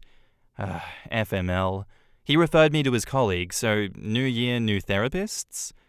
4. I'm not dating. I do a lot of social activities with my friends, and overall, I'm very happy. 5. The next step? Who knows? Maybe save my money to take my auntie to a nice vacation? I don't have many plans, to be honest. In the comments, Helpful Librarian says, save her money for a new phone number and a place to live. One with really good security. Speaking of money, OP might want to invest in a lawyer and make sure she got her due inheritance from her dad. The final filter says, OP dodged an effing nuke by not marrying Sarah. What is with people trying to reunite families? Sarah, however, took it a step further and bought into all of the mum's bullshit. I repeat, OP dodged a nuke. I couldn't imagine what her life would be like if they married. Well, given her violent outburst breaking plates, I'm pretty sure Sarah would have been physically as well as emotionally abusive. As much as it sucks, it's good that Sarah gave OP a reason not to marry her. Sometimes we don't realize just how unhinged people are until they start breaking plates in our kitchen. When they're dropping plates out of a kitchen window because their wife is divorcing them, maybe that's someone you shouldn't be married to, but I wouldn't know how that feels personally. Anyway, I'm glad that you're away from Sarah, OP. Jesus. That was a domestic violence ticking time bomb waiting to explode. Thank you for the story. I hope all continues to go well for you in the future, and I'd love to know what you guys have to think of this one down below. Our next post is by user ThrowawayJason7723, and it's titled, Am I the asshole for not kicking out my roommate just because my girlfriend thinks he might be trans? I, 22 male, have a roommate, let's call him Alex, male 23, who moved in about 6 months ago. I honestly never considered Alex maybe trans, not that I would care if he was, but that's not the issue. He's a short guy and probably under 165 centimeters /5'5". He has a lot of facial hair, muscles, and looks a lot like a short Henry Cavill in my opinion. No one I know has ever brought up this idea before. I've had my friends and family at our apartment before. This is really the part that gets to me because my mum's extremely against any gay people, and if she sensed anything was up, she would have caused problems right away. Alex and I get along. We're polite, but not really friends. He's quiet, but super polite, always pays rent on time, helps with chores, and even shares his cooking with me. I appreciate having him around, especially because my last 3 roommates were each their own horror story. The issue came up when my girlfriend, let's call her Sarah, female 28, came over one day. Alex was shirtless. To clarify, I forgot to tell Alex that she was coming over, and she noticed the scars on his chest. After that, she was quiet and short with me her entire stay there. When she got home, she blew up my phone, asking why I had a female living with me. I was confused and asked what she was on about. She says that she knows that his scars are from top surgery and that he is short, so he has to be trans and born female. I tried to explain that even if Alex is trans or a born female, that there is no way that I'd be attracted to him because to any person who looked at him, you would see a frickin' guy. Plus, he's respectful and doesn't cause drama like my last roommates, which she knows about. Just to be clear, I honestly still have no idea if Alex is even trans. I googled it, and those scars could be from some other surgery, like heart surgery or gynecomastia, and I really don't have an argument for him being short, but there is a lot of short men. At first, Sarah wanted me to just ask Alex if he was trans, which, why the hell would I do that, or give her his last name so she can run a background check? I said no to both. Then she said this was a violation of trust, and that if I didn't either find out if Alex is trans and kick him out, or just kick him out, that she would have to reevaluate things, basically threatening to break up. I said I don't do ultimatums, and that we are done. Since then, she's been messaging me every single day for over 2 weeks, even after I blocked her on everything, because she wouldn't leave me alone. Pissed that I wouldn't do this small thing for her. She ranges from, "Are you banging him? Let's just talk. Why can't you at least give me closure and ask him?" to the most recent, her telling our mutual friend about the situation. Our friend wants nothing to do with this shit show. I didn't feel bad at first, but after talking about it online, I've had some people say that I should have just asked my roommate if he was indeed trans just to keep the peace, or that I shouldn't have essentially picked my roommate, who I've only had for about 6 months, over my girlfriend of 5 years. I wonder if I'm being unreasonable. I legitimately do not see how any straight dude could find Alex attractive personally, but maybe I should have done something just to keep the peace. Edit, to answer some questions, did you break up with her? Yes. During the text conversation we broke up. I always told her that I had one rule, that I don't do ultimatums. If she were to say, choose X or me, then I would leave. I put up with a lot of shit, verbal and physical, but I don't put up with that kind of bullshit. Ages? I was 17 and she was 22 to 23 when we got together. It's been a long time, so I'd have to look back to make sure, but yeah, I was for sure 17. We got together the day that I turned 17. Our anniversary is my birthday. We couldn't get together before then because of the age of consent in my state, which I get now is really messed up. I don't know if it helps, but we've known each other our entire lives. My mum is her mum's best friend. When my mum worked, I would go over to Sarah's mum's house so I wasn't alone. We started talking and flirting when I was about 15 or 16, but didn't cross any physical lines until I turned 17 because I didn't want her to get arrested. I get that sounds bad, I really do. But at the time, I didn't see it as bad. Just in case it's asked, our mums encouraged it. Why would you want to be with someone like that? I don't. I really don't. I didn't realize that it was transphobia until some people here talked to me about it. I thought that it was just her being jealous, but I get how messed up it is now. Please understand I live in the Bible Belt. I didn't even know trans people existed until I was 16. My personal thoughts is that I don't see a problem with people being trans and transitioning. I think at the end of the day it isn't my business. Is Alex trans? I have no clue. He could be, but he could have also had breast cancer, gyno, heart, lung, or any other surgery. I used a photo from Google/Reddit because this whole time I personally thought he had gyno or something, but it's not my business. Is Alex safe?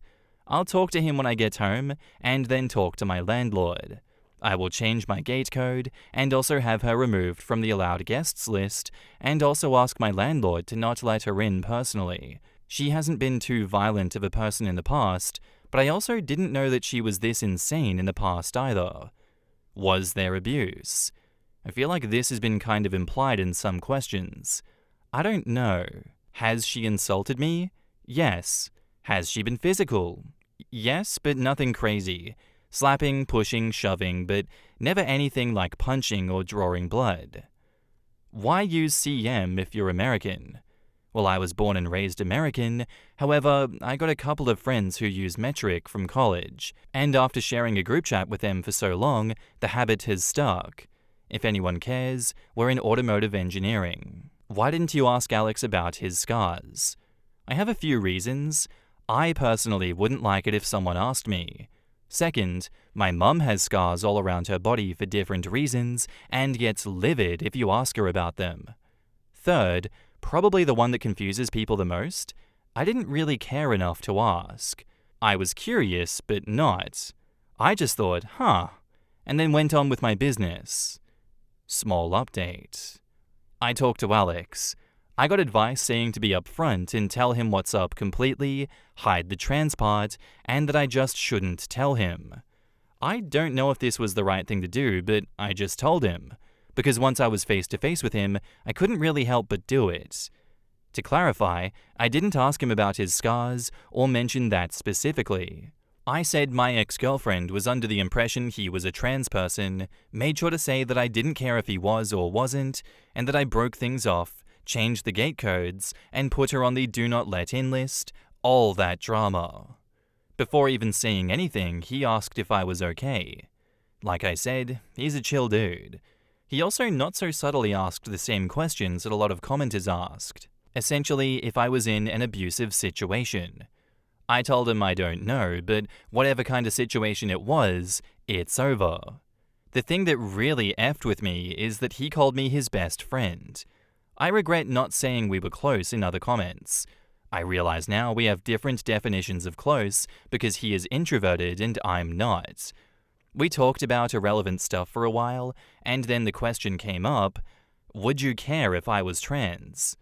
To summarize things, yes, Alex is trans mask. He had top surgery when he was 19 and has been on hormones since he was 18. He even has a tattoo with the date that he started testosterone.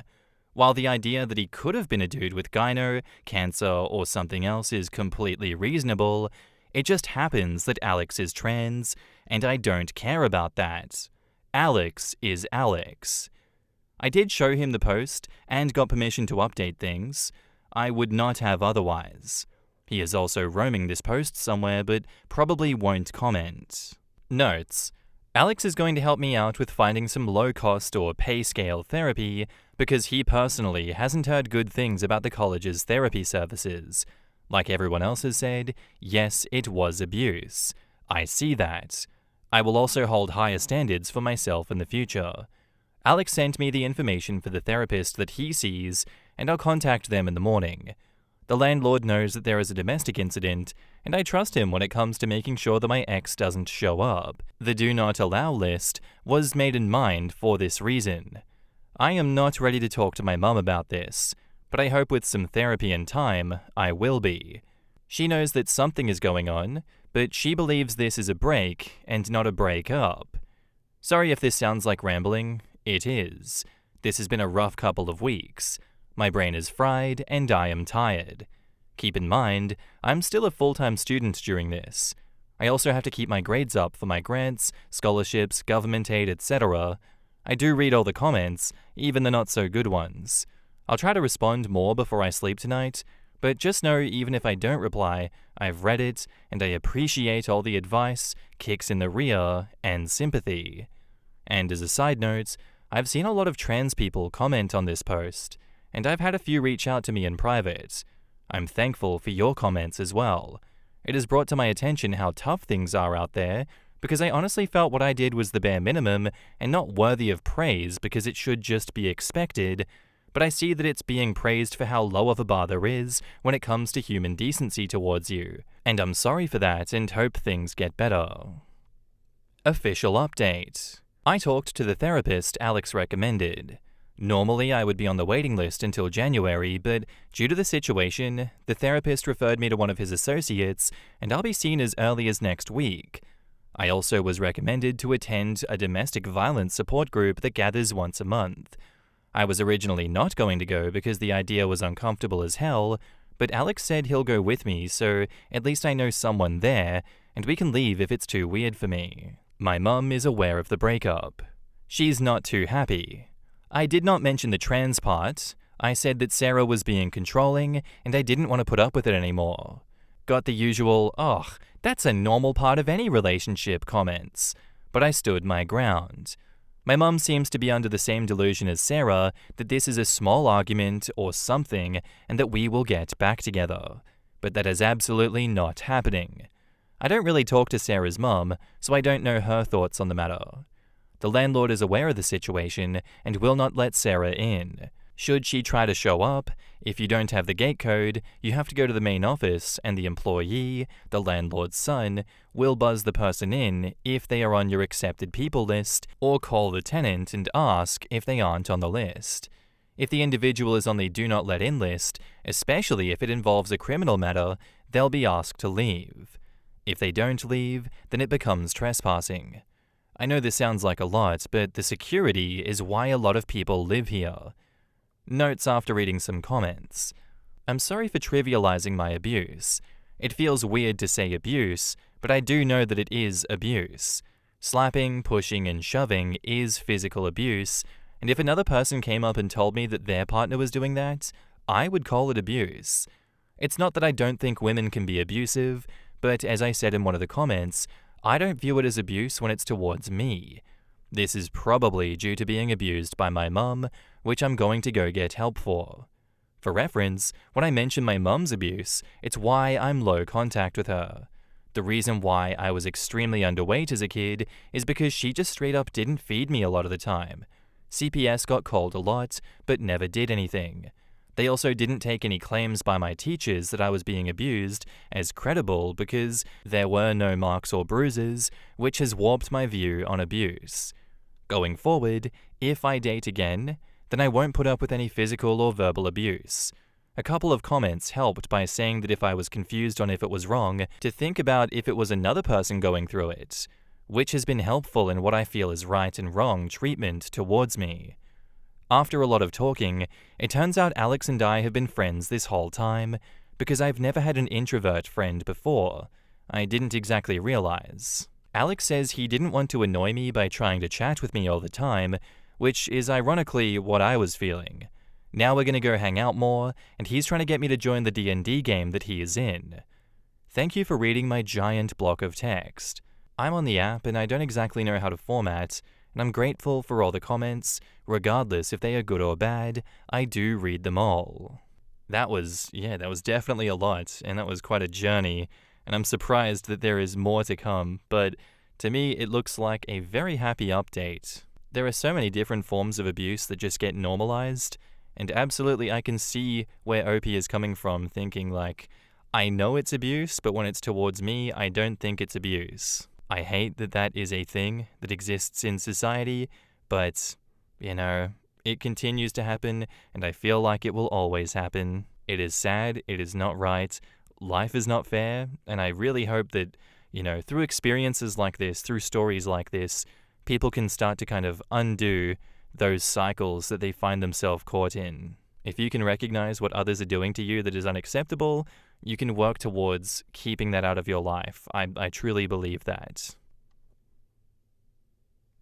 And now, onto the update. Hey everyone, I'm really sorry that it's taken so long to update. I've been focusing on my mental health and keeping up with school, but overall, I'm doing better than I ever have. I've been going to therapy every week. It'll be every other week starting in January, attending a domestic violence support group every other week, playing D&D weekly, and I've made several new friends through the support group and D&D. Honestly, if it weren't for Alex, I'm not sure I'd have made it this far. He's driven me to therapy, gone to the support group with me, even though he didn't need to, got me into D&D, and introduced me to his friends, who are now also my friends. As for Sarah, who I regret giving that fake name because one of my new friends has the same name, she's in jail. After my initial post, Sarah tried to show up at my apartment, but because she was on the Do Not Let In list, she wasn't allowed in. Instead, she waited for another resident to open the gate, ducked behind their car, and tried to sneak in. She was caught immediately, and the landlord called the police to issue her a formal trespass notice. After that, I began the process of getting a PPO. A week later, Sarah was arrested on charges unrelated to my apartment. She was arrested for trespassing, after warning, resisting without violence, and disorderly conduct. She's currently in jail, awaiting her court date. It's likely not going to go well for her since she was already on probation for a second DWI/DUI, and one of the conditions of her probation was to not break the law.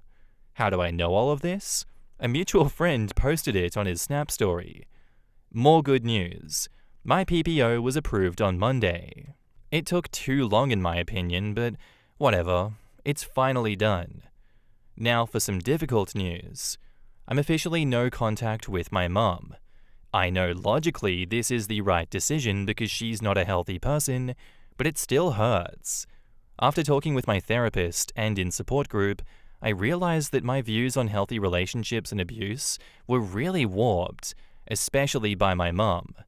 I know that some might say that it's important to forgive her, or at least give her a chance to change, but I just can't. I can't bring myself to forgive her. She neglected me as a child, physically and verbally abused me into adulthood, and even encouraged me to date an adult when I was a minor. After reflecting on everything, I also can't bring myself to say that I love her. I realize I only felt that way out of obligation and of pity. My mum was taken advantage of when she was a minor, which led to her pregnancy with me.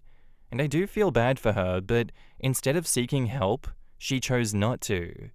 Now I'm using her as a reverse moral compass. Whatever she did, I now try to do the opposite. This Christmas, I'm spending time with Alex and his family, which I guess is now also my family. I'm really thankful for the continued support from all of you, and I'll try to provide more updates moving forward.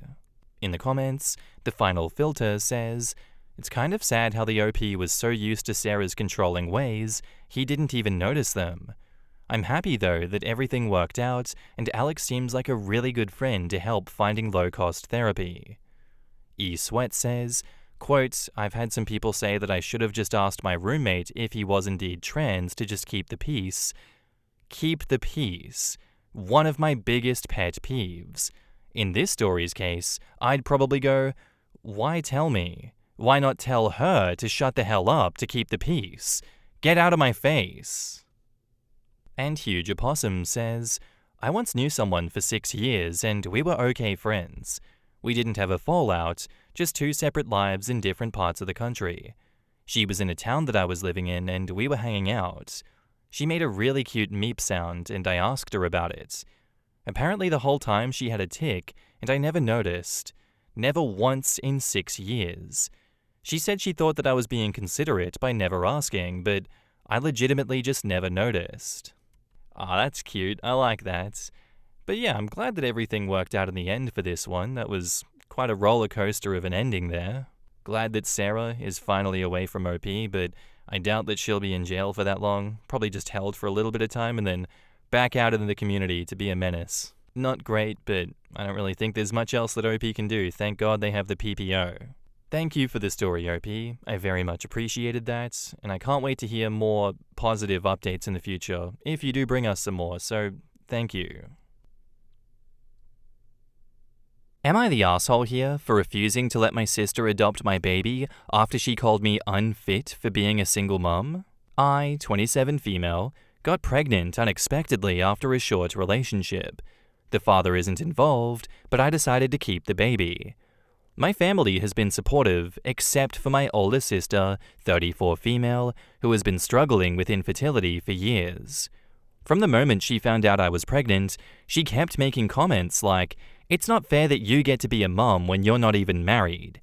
She even suggested multiple times that I let her and her husband adopt my baby since they are better equipped to raise a child.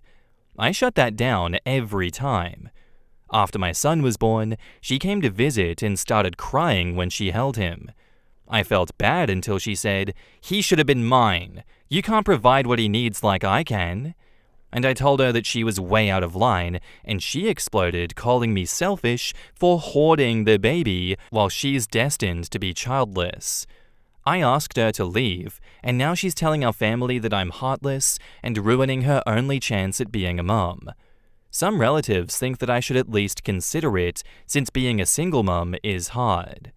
Am I the asshole here? In the comments, Millie Rover says, "If I love and care for my child and I'm spoken to like that, she would no longer be my sister unless she can get therapy and sort that shit out. If she's willing to adopt, why does it have to be the adoption of your child, not the asshole?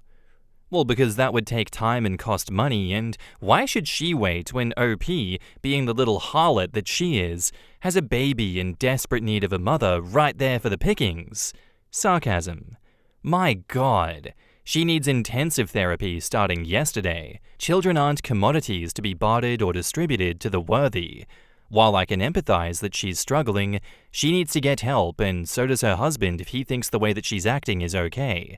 Her getting a baby in the state that she's in wouldn't be good for anyone, least of all the baby. And what's with the relatives suggesting OP should consider it? On what planet would this be something to consider? The sister's behavior is inappropriate at best, and she's in dire need of mental help. In no way would she be a good choice for adoptive parents at the moment, even if OP was still looking, not the asshole. A lot of people would rather placate the one making the noise than tell them to do some self-reflection, or OP is the squirrel in the nut house and everybody is living with a skewed sense of what's right. Yes, being a single mother is hard, but nowhere near impossible. Anybody not suggesting the sister get help shouldn't be anywhere near the baby. I'd be worried one of them might accidentally sneak her out the door to the sister. Yeah, that sister definitely needs some time out, definitely needs an evaluation, because what is going on? Why is your family enabling this? Why is your family not getting her out of the room and shutting her the hell down? Is everyone else in your family just spineless, OP? Do they not know, like, oh, this is not socially acceptable behavior. Maybe we should remove her from the situation because she's a crazy bitch. I can't believe that we keep getting stories like this when no one stands up for you when you're obviously being done wrong. Your sister is now showing you that she is a threat to you and is a threat to your child. You are not heartless for ruining her only chance at being a mum. There is nothing that you did here to stop that, and I think that she's not able to adopt a child because they realize how crazy she is and she is not fit for having a child. So good on you for protecting yourself, because everything she's saying is insane. Keep the baby away from her, not the asshole. And now, onto the update 10 days later. Wow. I didn't expect this much attention, but thank you to everyone who weighed in, even those who disagreed.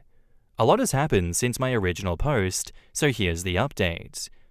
After I kicked my sister out, she ramped up the drama. She started posting cryptic messages on social media about selfish people and babies in the wrong hands. Then she went full tilt, outright claiming that I was neglecting my son and that CPS should step in. She didn't tag me, but everyone in our circle knew who she was talking about. I was furious, but also scared. So I started documenting everything: texts, social media posts, and anything that she said to other family members. I also spoke to a lawyer to make sure that my rights were secure and to prepare for any crazy moves on her part. Then came the final straw. She showed up at my house unannounced with her husband, claiming they just wanted to talk. I refused to let them in, and my sister yelled through the door, "You're ruining this baby's life!" Her husband tried to guilt me, saying, "We'd give him a better future, and you know it." I told them to leave or I'd call the police. After that, I decided to go low contact with her and anyone who sided with her. My parents initially tried to mediate, but when I showed them all the messages and screenshots, they finally backed me up.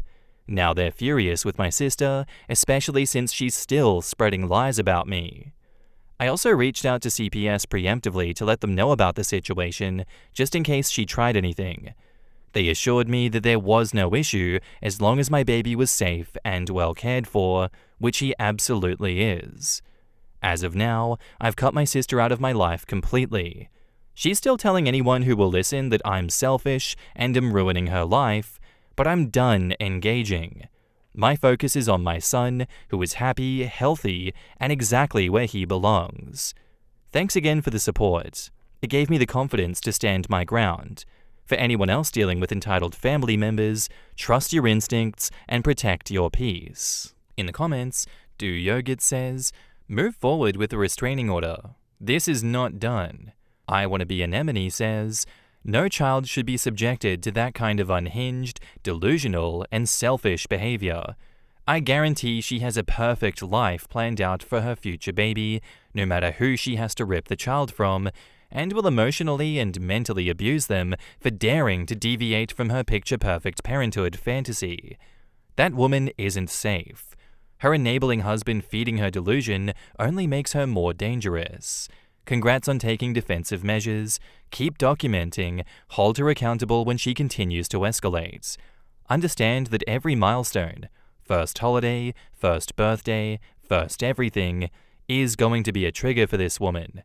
If you're able to, set up a second social media account that's set exclusively to private if you really need to post anything to your friends and family regarding the baby. Make sure that sister has no access to that account ever. Preemptively block her. Keep your primary account active to monitor her slander as evidence that she's been consistent in her harassment or continuing to escalate.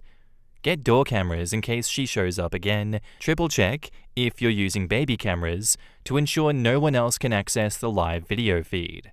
Change your Wi-Fi password in case you ever have your sister access your network, because a lot of baby monitoring things these days connect via the home Wi-Fi. If sister has ever had access to your house keys, change the locks. It may seem paranoid and over the top, but if you get it all done now, then you'll have peace of mind, with no fear of any regrets should she try something. Good luck. And ex-Queen Sunshine says, not the asshole at all. Honestly, your sister crossed so many lines. You're doing what's best for your baby, and she's out here spreading lies and causing drama. Good for you for protecting your peace and your baby. Some family just needs to be cut off. Keep doing you, mama. Yeah, something here is fishy. I wonder if it's the sister or the husband that can't adopt normally. On top of not being able to conceive, absolutely. It's so reminiscent of that other story where the Mormon sect, was it? That Mormon church, wherever it was trying to convince OP to give the baby over to the auntie, well, the auntie's daughter, because OP was a sinner and the daughter deserved a child. But the daughter's husband was blacklisted from adopting kids out because of his past. Like, no, we're not doing any human trafficking here. That is absolutely not allowed. I'm so glad that OP is talking to an attorney, because this is definitely not the end. You know, I'm looking forward to another update. I don't expect it to come. But thank God OP is doing everything in their power to keep themselves and their child safe. Thank you for the story, OP. I very much appreciate it. Am I the asshole here for allowing my son to disinvite his stepmother from his bar mitzvah? My ex and I had been divorced for 7 years. We have 3 children, Amy 17, Tom 16, and Ben 14. Our divorce was amicable and we co-parent well for the most part. I am a non-observant Jew and my ex is a non-practicing Catholic. We decided to teach our children to be decent people and allow them to decide what faith, if any, they wanted when they were old enough. My ex remarried 2 years ago, and they have a 6-month-old daughter. She is a devout Christian, non-denominational. Since she came into their lives, she has actively tried to convert them. I wouldn't have an issue if she was just inviting them to church, but she is constantly telling them that if they do not accept Christ as their savior, they will go to hell, as will me and my family. After this, my children refused to see their dad unless it was out of their home without her. Their dad finally put his foot down and put an end to it. Now on to the problem. My parents went to Poland a few months ago to visit family and took my children with them. While there, my dad took them to Auschwitz and Ben was very moved. When he came home, he started attending temple with my father and has been working with his rabbi to prepare for his bar mitzvah. He's having a small party afterwards at my parents' house. When his stepmother heard this, she really ramped up the crazy. She waited until my ex was not home and invited a bunch of people from her church over, and they ambushed Ben. They tried to lay hands on him to save him from the fires.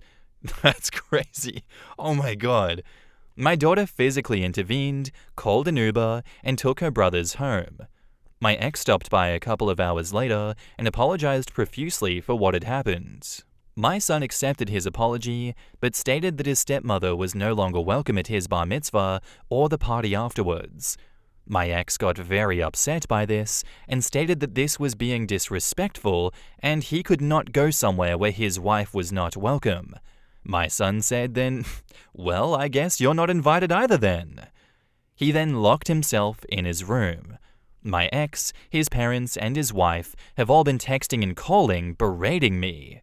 When my parents found out what had happened, they stated that his wife was not welcome in their home, but they told my son that he should still allow his father to come. My ex is adamant that he will not come without his wife, and my son is adamant that his wife is not invited. I refuse to intervene on his wife's behalf, and my ex says I am an asshole. Am I? Just a few things for clarification. I'm trying to respond to all comments, but there's getting to be too many, so thank you everyone for your input. I plan on showing this to my ex. 1. No, she wasn't like this when he married her. She went to church, but it wasn't until they got married that she became more involved. I was actually surprised that she was with him, knowing that he was not religious, but I figured that opposites attract. In the beginning, she was great with our kids. They liked her, and they spent a lot of time with her.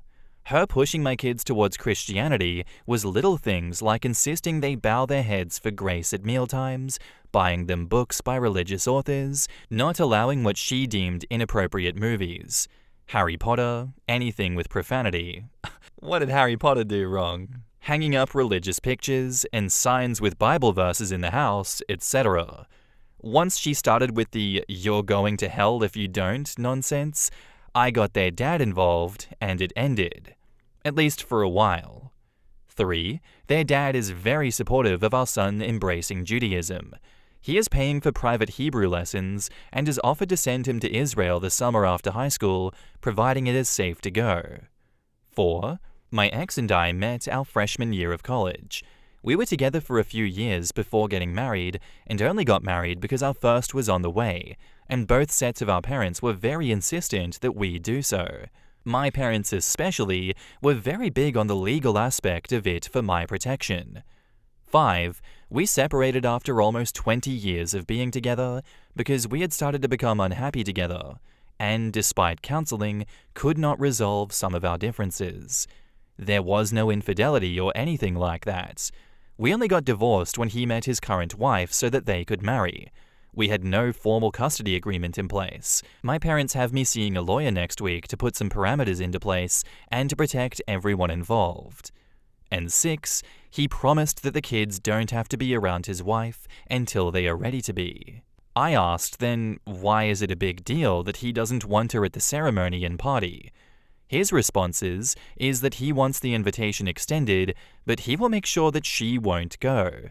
He says that it's disrespectful and a snub to not invite her. I told him that that sounded like a bunch of bullshit and that she was not going to be there no matter what.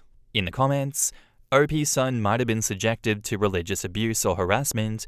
OP should make sure her son's boundaries are respected. OP says, "Thank you. I feel partially at fault because in the past, I told them to just ignore it when she made comments or to decline politely when she invited them to church. I should have been a lot more forceful, but tried to be respectful of her faith. I never expected her to go this far." Another commenter says, "Not the asshole, and it's sad that your ex is backing his nut job of a wife. Hope he understands that this is going to ruin his chances of actually having decent relationships with his kids." And OP replies, "He's always been a live and let live kind of guy. I think he's also afraid that she will take the child and leave if he doesn't support her in this. None of my children are talking to him at the moment. I feel bad for him, but this is something that he has to fix himself." Someone else says, "You need to get your lawyer involved to legally put a stop to his psychotic stepmom." OP replies, "Right now, none of our children are talking to him, and they refuse to go back to his house. I told him that they are of the age that they can make their decisions, and I will not force them to do anything that they don't want. They have all blocked her and her family. I really don't want to go to court as I don't have the money, especially with the oldest going to college in the fall, but I support them 100% on staying away from her." Another commenter asks, "What is wrong with your ex-husband? I too am a devout Christian and have nothing but love for my Jewish brothers and sisters. It is up to a man to clarify with his current wife what is acceptable with her interactions with your and his children. He needs to step up like a man." And OP replies, "I agree completely. And I really don't understand it because when we were together, his parents were pressuring us to have all of our kids baptized, and he stood up to them." OP then explains a bit more about her daughter, who physically intervened the meeting with the stepmom and her church friends. "No, my daughter intervened before they touched him. She said she had a feeling that something was going to happen because they came into the family room where all three were watching TV and got into a circle holding hands and were praying out loud about all three of them. She said that they were all frozen staring at these people in a kind of what the hell way. But then when they let go of each other and started heading towards them, she grabbed her brother and pulled him out the front door. My ex has sworn that he will ensure that the kids are never left alone with her again, and as of right now, none of them agreed to go anywhere with him either. But my parents are now insisting that I go to speak with an attorney to get a formal custody agreement drawn up after this incident. I see now that I should have done this years ago, but our divorce was so amicable, and until she came into the picture, everything was fine with our co-parenting. We even took vacations together with the kids. The only thing I can think of is that now he is so afraid of her leaving him and taking their daughter that he's throwing our kids under the bus to appease her, which is not okay. That to me sounds like what the situation is as well, but I guess he's too prideful of a person to admit that that is the real reason. I don't get why you would let your partner push her faith so aggressively on your child when he wants to practice Judaism. Like, what's going on? No, actually, you're not allowed to practice Judaism, and I'm gonna force Catholicism on you. That's just the right thing to do. Let me bring all my Christian friends around you as well, and we'll start putting our hands on you and speaking in tongues. That's a really normal thing to do, right? Those groups of people that say that, oh, we can't have any Harry Potter in this household, we can't have any of that kind of stuff, the ones that lay hands on you and say that we're going to save you from the fires, those are the people that speak in tongues. I very much question Ben's father here, OP's ex, his intentions and how solid of a person he is that he won't protect his own son from people that do not have the son's best interests in mind. Having your wife bring a bunch of people into your house to put hands on a 14-year-old child is not normal, and that is not something that you should enable, and that's not something that you should just be like, oh, you know what, he actually should be more chill with my wife about this, and he should, let her come to the bar mitzvah.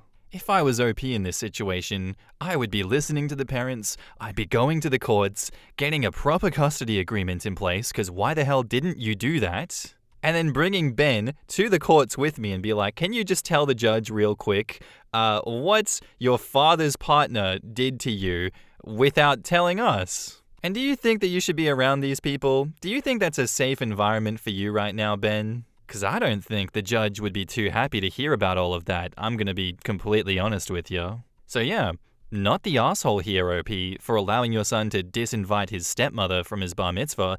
I think you should disinvite the stepmother from visitation rights as well. Back up to the post, we have an update. On Sunday, my ex asked if I would be willing to come over and discuss what happened. He said that he felt that there were some misunderstandings that need to be resolved. I went, along with my daughter and oldest son. They asked to go. Anyway, when I got there, there was another couple there who I was introduced to as her pastor and his wife. I was immediately on guard. Stepmother stated that all she and her church group had wanted to do was pray for my children. She stated that she felt that raising them with no religion had done them a great disservice, and that I didn't understand all of the consequences of doing this. She stated that since she had had her daughter, she realized how horrible it would be to be separated in heaven from the people that she loved more than anything in the world. I said I did not believe that would happen, as I believed if there was any type of afterlife, one of the perks would be that you would be reunited with the people that you loved. She then stated that it would have to be this way, as my children had not accepted Jesus Christ as their Lord and Savior. Then she started to cry. I gently suggested to her that she was still postpartum and that it was possible that her hormones and emotions were heightened and that she was not seeing things clearly. That was obviously the wrong thing to say, because then she and my ex both became angry with me and told me that I was trying to make her out to be a crazy person. Her pastor quoted a few Bible verses and attempted to expand on what she had said. The whole time, my ex just sat there silently. I finally asked him what he thought about all of this, and he said that his wife meant well and that she was only concerned with our kids' souls. I asked him when he had become so religious, as during our 20 years together, he had not so much as stepped inside of a church outside of a few weddings that we had attended. He stated that their having their daughter had made him realize how important choosing a faith was. I told him that our son had chosen, it just happened to be Judaism instead of Christianity.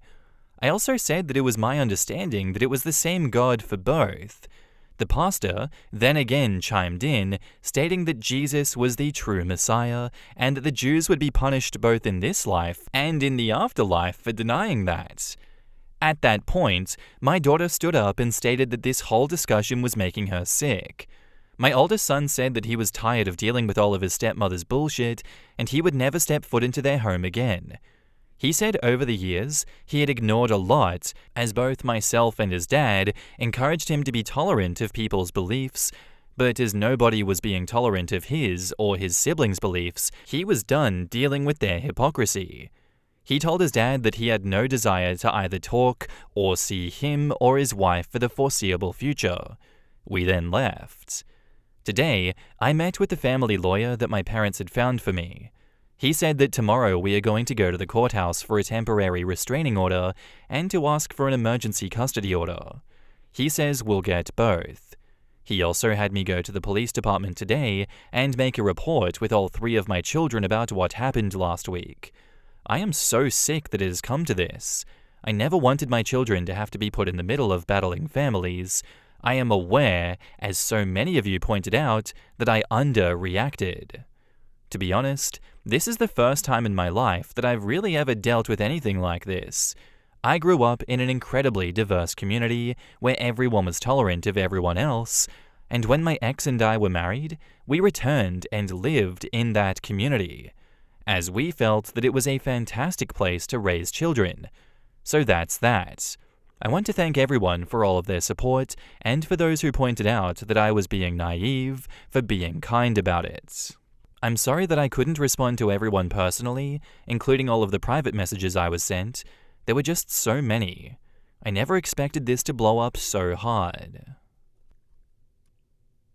And now, onto the update, 3.5 months later. Hello everyone. I posted on here a couple of months ago after my ex's wife staged a religious intervention when my son decided that he wanted to embrace Judaism and be bar mitzvahed. Post is still under my profile if anyone wants specifics. My ex and I share 3 children, Amy 18, Tom 16, Ben 15. The people responding to that first post helped me to see that I was underreacting, and I met with a lawyer for a custody order as we had just done our own thing. I now have full decision-making for our children's religious upbringing and full custody. X has visitation every other weekend. I have been incredibly flexible and let him take them pretty much whenever he or the kids want. On his weekend, I stay with my parents and he stays in the house. The only rule that I made was that the stepmother is not around them at all, ever. Thank you, OP. Oh my god, thank you. My kids are very close with their paternal grandparents. The GPs know that stepmother is not to be around them, but twice when I picked them up, she was there. Excuse was that she had just popped in quickly to drop off the baby. I asked to let them know when they were babysitting that baby, and we would then plan a different day. But they said that it was a last-minute thing. Okay, fine. They wanted them to come for a 5-day visit over the Christmas break, not the 24th or 25th, and I cannot trust that this woman will not come over. Ben still gets incredibly anxious with her. Yes, he is in therapy. My in-laws refuse to tell her that she cannot come over because they say they do not want to be put in the middle and that it's making them choose between their grands. I reached out to my ex, who said that since she isn't coming over for long, he is not stopping it. He also said that there's nothing in the order that she can't be around, and as his wife and mum of their siblings, there is no reason that she should have to tiptoe around. I'd be taking away his visitation too for that enabling. What a piece of shit. He was incredibly dismissive, and I went nuclear on him.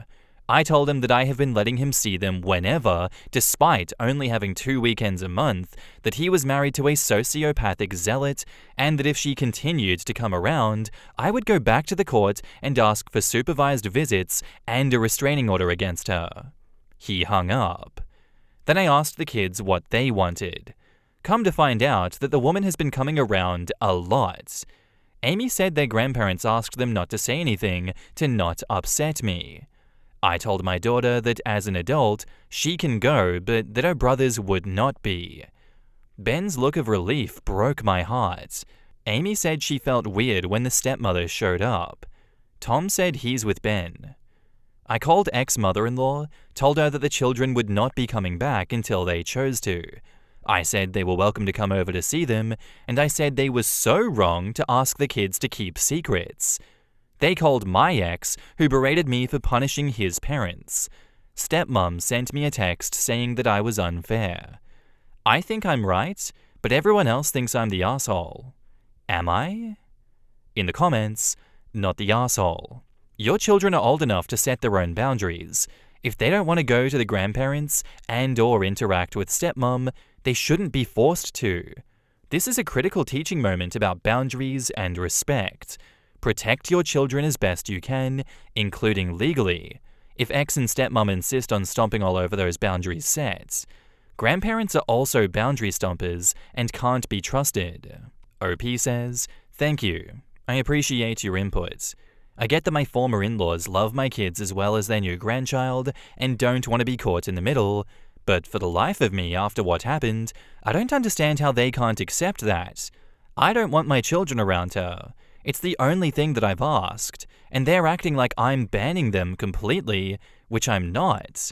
They can come visit them at our home at any time. We live less than 15 minutes from them." Someone else says, "Not the asshole. They have proven that they can't be trusted to protect your minor children, and as their custodial parent, you are doing what you have to do to keep them safe. Period. This isn't a punishment, it's consequences, and people who are asking to spend time with children should absolutely know the difference. Quite frankly, anyone who asks a child to keep a secret from their parents, especially a secret that involves explicitly going against the boundaries set forth by the parent, is someone who shouldn't be spending time alone with that child." OP says, their defense was that they did not ask them to keep it a secret or lie, only just not to mention it. I told them that they can see them at any time. We live less than 15 minutes away from them, so it's not like I'm cutting all access to them. I really don't think that they understand how much her attempting to save them affected them. I think they understand, OP. I think they just don't care. It's not about them not having any access to the children at all. That's a lie. They just want to continue the shenanigans. They want the charade to continue.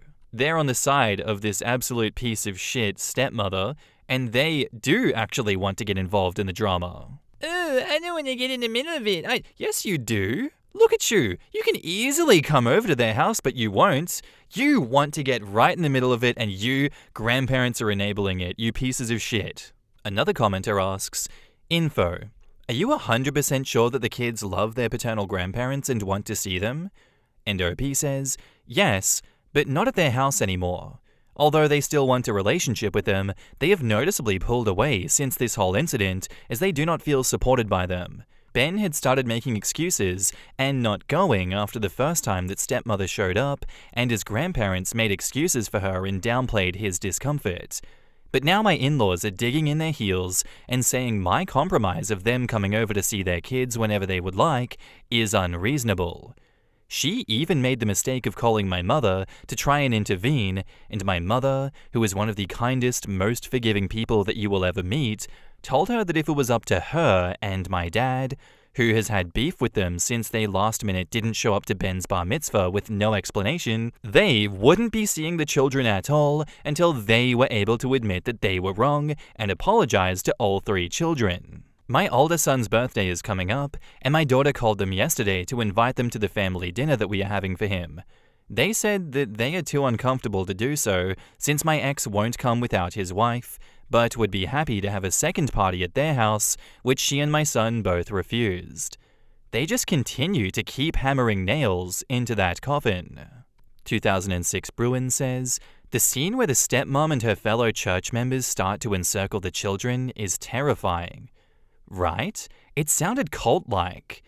This definitely sounded like one of those ultra-evangelical independent churches that are basically cult-adjacent, if not a full-blown cult. Okay, so I had something similar happen to me, but it wasn't malicious.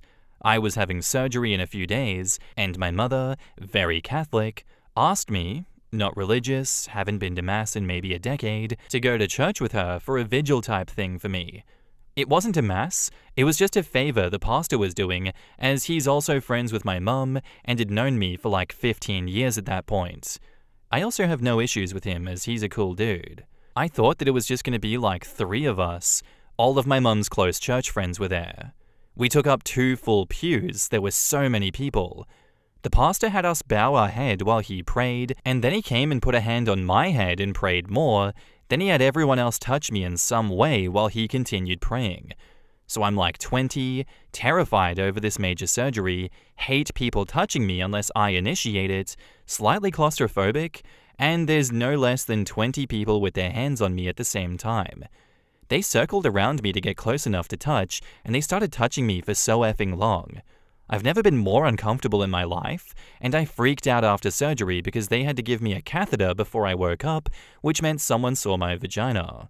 I was more okay with the catheter thing than the prayer circle. So I wasn't expecting a literal crowd of old ladies huddling around me and touching me while some cried. But again, this was not done in malice. This was my mum's way of trying to comfort me and herself, and her way of coping with the fact that her only kid was about to have major surgery over an hour away and had to stay in the hospital for a week after. I did tell her that I hated it on the way home from church though, but she was grateful that I was willing to do it for her, since I don't really participate in any religion, and she's never asked me to do anything religious like that before or since. But she's my mum, and a really good one, and it meant a lot to her that I agreed to it. Even though I didn't fully know what it was that I was agreeing to, I'm not sure my mum knew about the prayer circle either, since she knows how I felt about touching. But even when it's done out of compassion and genuineness, those prayer circles are effing terrifying and incredibly uncomfortable when you're the subject or in the middle. -100 out of 10 would not recommend. Coming in the Nile says, quote, "My in-laws refuse to tell her that she cannot come over because they say they don't want to be put in the middle and that it's making them choose between their grands. No, that's called being spineless and letting the stepmom walk over you. Grow a backbone, please." Secretly, they support the stepmom and think that she should be allowed to continue trying to convert the children. They can't see the difference between their own faith and the stepmom's toxic Christianity. I've known Christians who would be horrified if anyone was strong-armed into following Islam or Buddhism, but when it comes to Christianity, there's always that bit deep inside of them that was taught as a child that non-Christians will be banished from heaven, and they just can't see the harm in someone wanting to save you. I am almost certainly projecting, but I read them like my granny. She loved me and my sister, but my dad was the sun, the moon, and the stars. There was no moral line that she wouldn't cross for him, and if he told her to ignore us unless we did what he said, she'd have done that in a heartbeat. I guess back to OP's question, I think I'm right but everyone else thinks I'm the asshole. Am I? No. Please take the advice of the community and realize that these people are manipulating you. This is just classic Darvo, is it not? Please realize that it's Darvo. You're being made out to be the offender when you're the victim in this instance, and you're doing what is right for your children. And you have the full strength of the courts behind you, which from my experience in these subreddits, doesn't seem to happen all that often, so the courts must think that what is happening to you and your children is pretty extreme. Don't let these nutjobs gaslight you into thinking that their behavior is not extreme, because it is, and they deserve what is happening to them. Thank you for sharing your story with us, OP. I very much appreciate it. I hope all continues to go well for you in the future. And I'd love to know what the community has to think about this one. Our next post is by user OneLastTime1713, and it's titled, "My stepsister, 20 female, texted me, 21 male, last night, asking why we aren't close anymore, and I said it's because how bad we treated each other growing up. Should I feel bad for not wanting to be close with her? My mum died when I was 6, and my dad remarried when I was 9. The woman he married had a daughter 1 year younger than me, so she was 8. At first, I loved having a new mum. She wasn't the best and will never replace my real mum, but I appreciate her trying to be there for me, and I'm pretty close with her and my dad. At first, I loved having a sister, and we got along great. I loved having a playmate during vacations, and always having a player too. The problems really started to amp up when I was 13 and she was 12. It seemed like no matter what I did went unpunished in her eyes, and she had to mock me constantly. Being a hot-headed 13-year-old usually meant that I would retaliate, and we would have those long screaming matches until either of our parents told us to knock it off, or they would send us up to different parts of the house to cool off. I also started playing football in high school, and my problem was that I was constantly getting injured. In 8 years, from 11 to 18, I broke my arm, pinky, wrist, got 2 concussions, tore my ACL, sprained my MCL, and dislocated my shoulder. On top of all of that, I was kinda chubby. I don't want to say I was fat, as I was about 180 to 210 from the ages of 14 to 18 at 6'2". She used to make fun of me for my injuries and my weight, which were very touchy subjects for me. Her favorite insult was, "You fat cripple loser." Or maybe, if you lost some weight, you wouldn't get injured so often. Back then, those insults really pissed me off, but I kept trying to be the older brother and just told her to shut up, fight back, or storm off. She also loved to embarrass me when friends were over by bringing up dumb stuff that I did when I was like 9 or 10. My friends are great people, but we tease each other a lot and would usually remember anything embarrassing we did and bring it up later. So whatever she said to them would always get back. I did talk with her if she could just shut up when I have my friends over, and she basically told me to piss off and that it's her house too. At this point in my life, 16 years old, I'm super pissed at how shitty she has treated me over the years. I know I caused some of it, and usually fought back when she got snippy and bratty at me, but to me, she started more fights than I did. I did try to talk to my dad and stepmom about the way that me and her treat each other, and they basically said that it's normal sibling rivalry. Her antics got a lot worse, and her words got more and more mean-filled and vile, which meant I would retaliate with just as mean and vile insults. I will not sit here and say that I wasn't just as mean to her as she was to me. I used to bully her relentlessly for these hair buns that she would wear from 13 to 14. If you want a picture, just look up the buns that Leia wore from Star Wars. I also told her plenty of times that I hate her and that I don't consider her family. I have apologized so much for those two because I do feel bad. Even though she hasn't apologized, I know she feels bad too. I bet there were some other moments, but they didn't happen to me, so I probably forgot them. I moved out when I was 18 without ever sending her a text message goodbye or even telling her that I was moving out. The past 5 years of unpleasantness between us made me happy that I didn't have to see her. A year later, she moves out, and I still resented her for how we treated each other. We got almost 2 years without speaking, other than on holidays, and that's really only dry stuff and nothing big. I am now 21, and she is 20, and I got a text the other night asking why we aren't close like we were when we were kids. I basically said that I don't care to get along with you or get close because of how we treated each other as kids. She told me to grow up, and then not even an hour later, I get a call from my dad asking why I have so much hate for my sister, quote-unquote, years since we have lived together.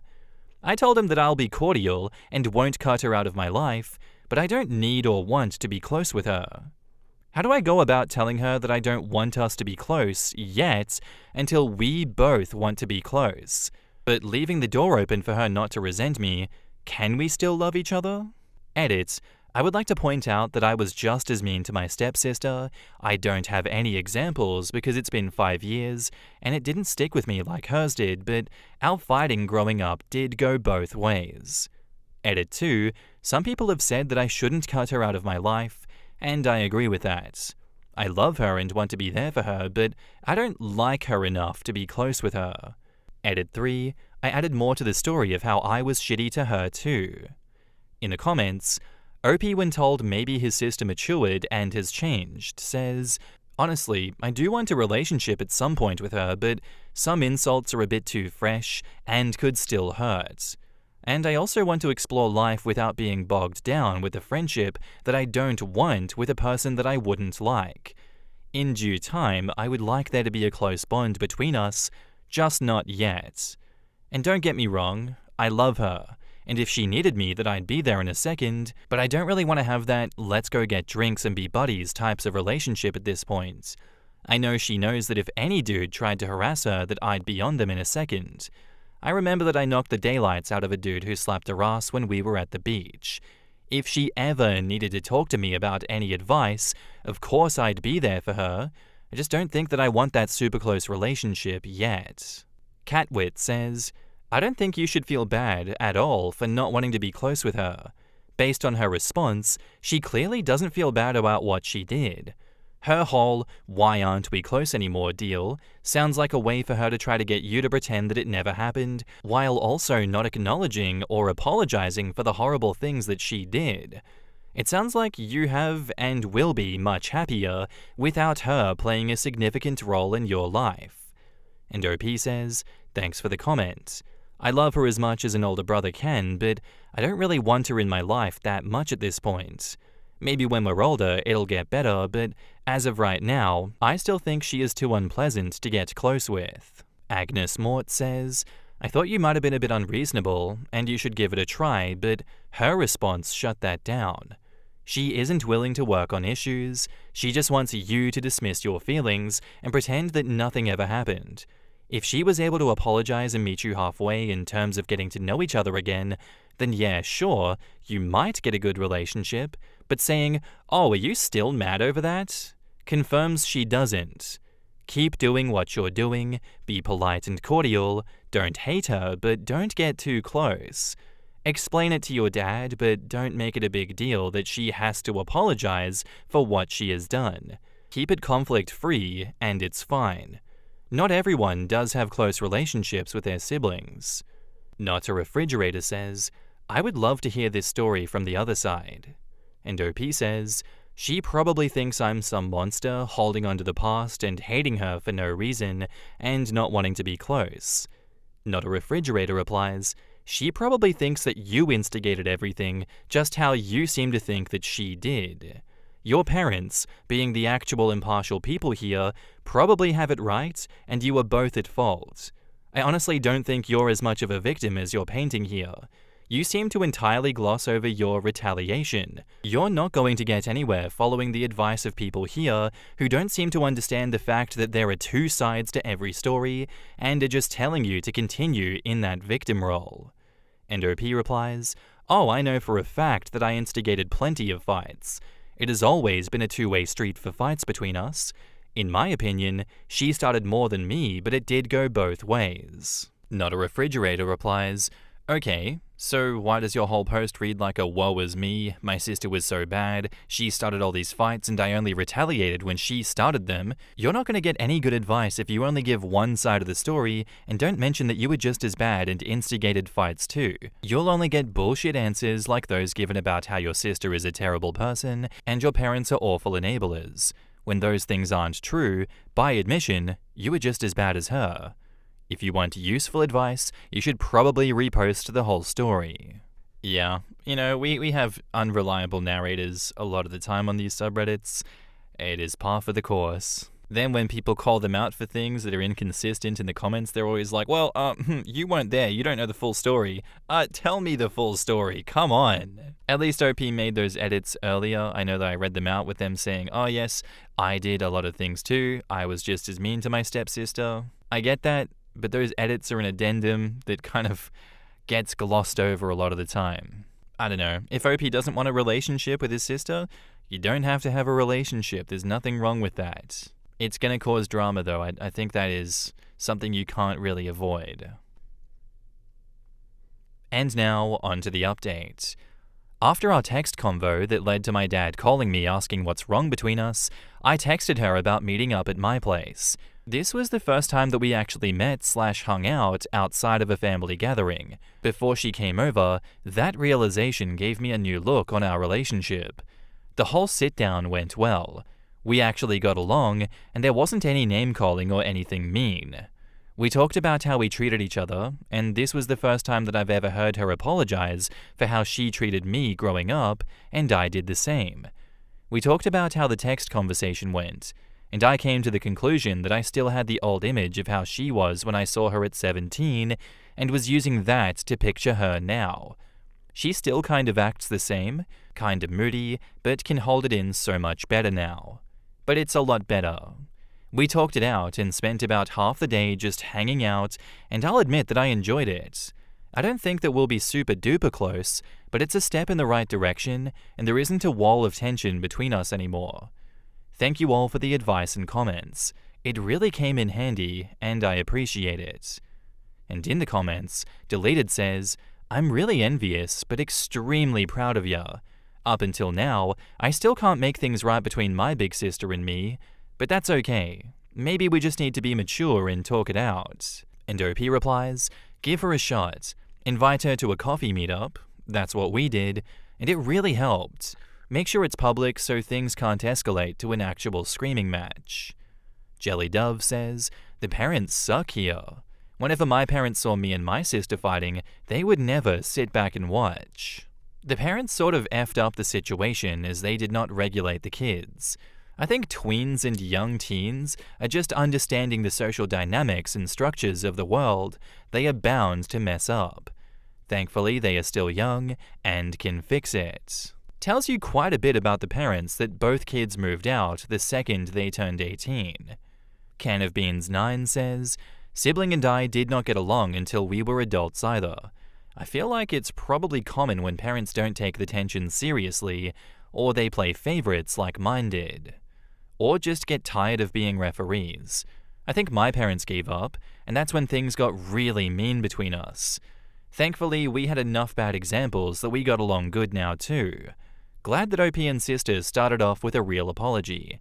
That, at least, is a good start. My mum had a policy of whooping both of our asses when we went at each other, and if we involved her, no matter who started it, because 99% of the time we were both at fault, and then she would just get so fed up that she'd apparently go and cry in frustration, which I only learned as an adult, lol, because there were a good 10 years we couldn't pass each other without annoying the other.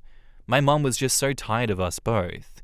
And to date, I think that was the best policy because neither of us ever believed that there was a favorite, and she let us sort things out, and we never really hated each other. We just annoyed the ever-loving F out of each other. Like one time my issue with him was how he breathed this super annoying way, and he just overdid it once he figured out that it riled me up. But we never questioned the love. We grew closer once we both finished high school. So sometimes parents just can't win. They are humans too.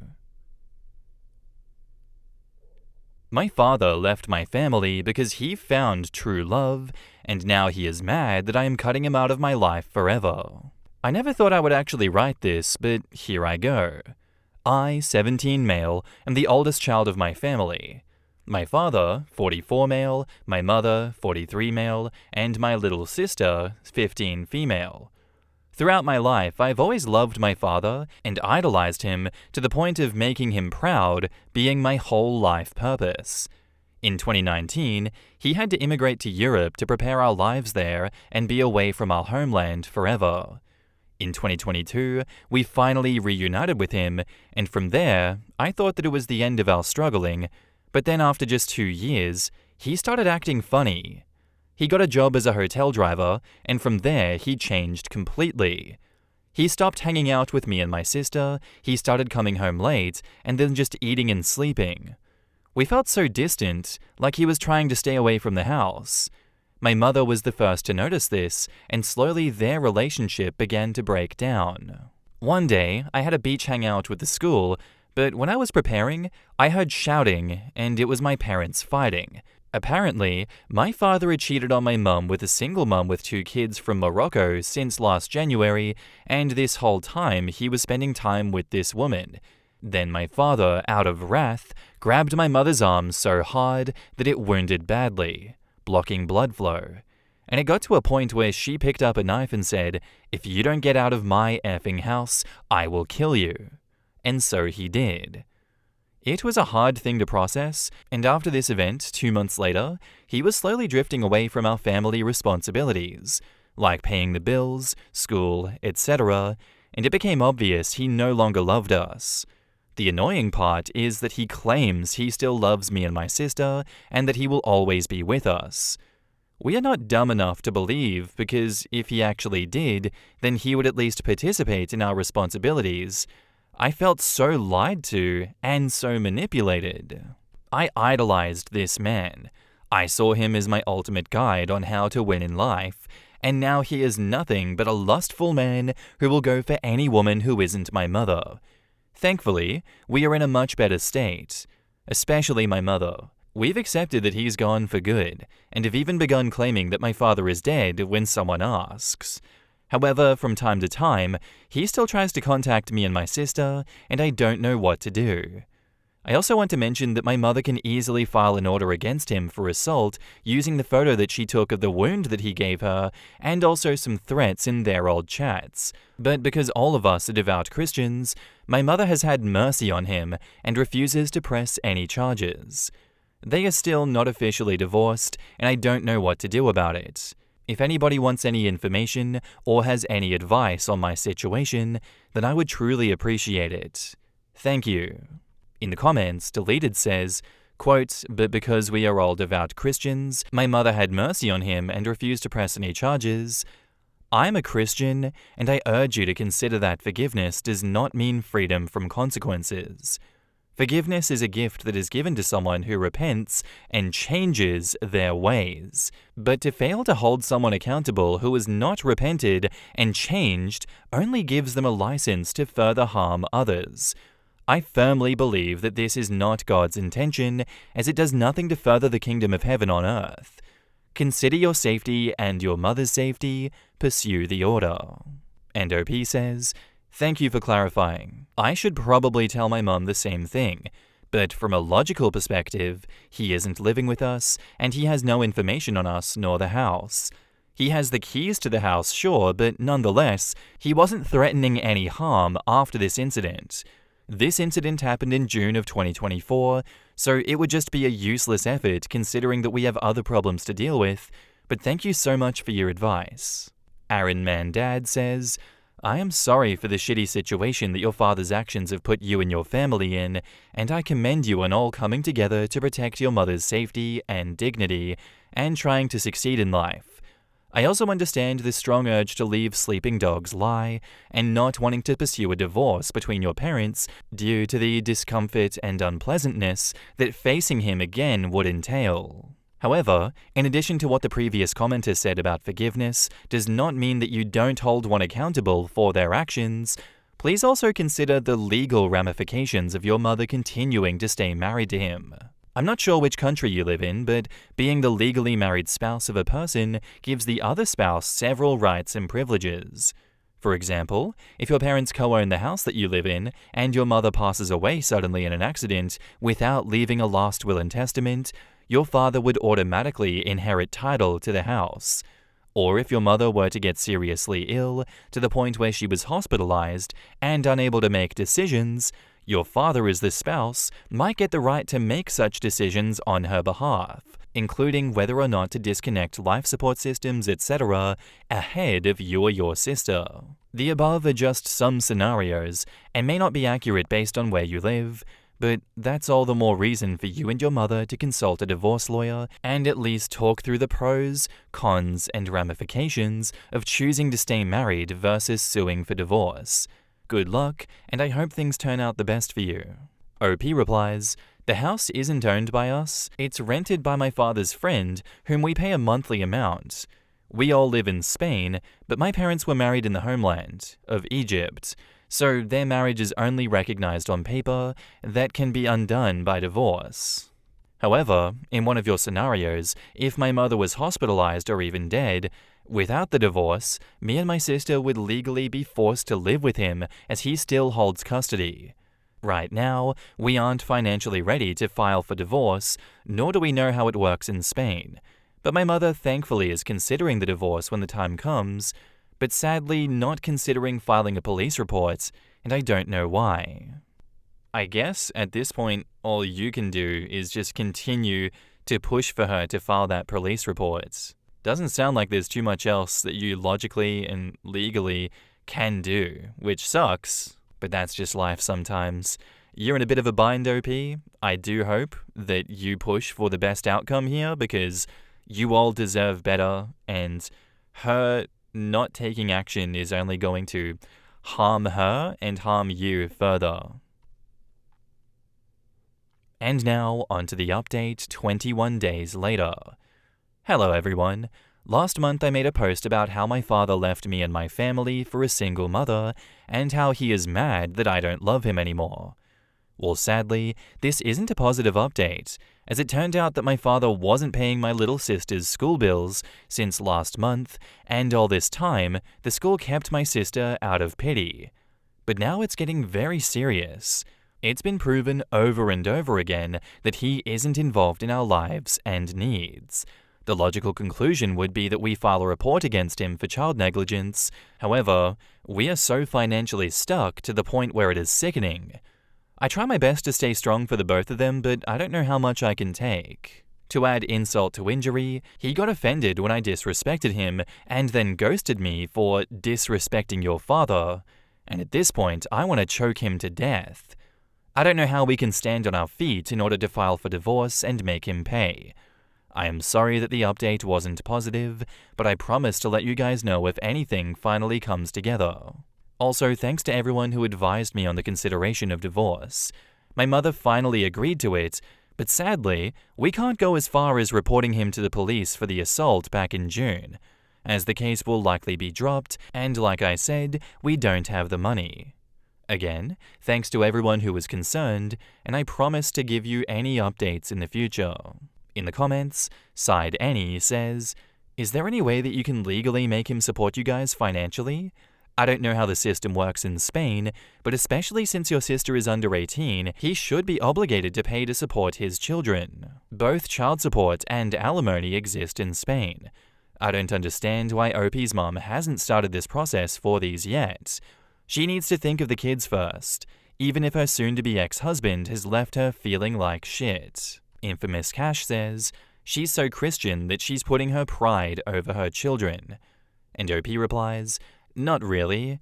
We are so financially stuck, let alone the fact that she is busy looking for a job since she became unemployed because of him. She considered the divorce though, just not the timing.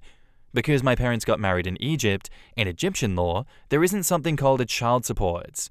The father can fight for custody, but he isn't obligated to pay anything.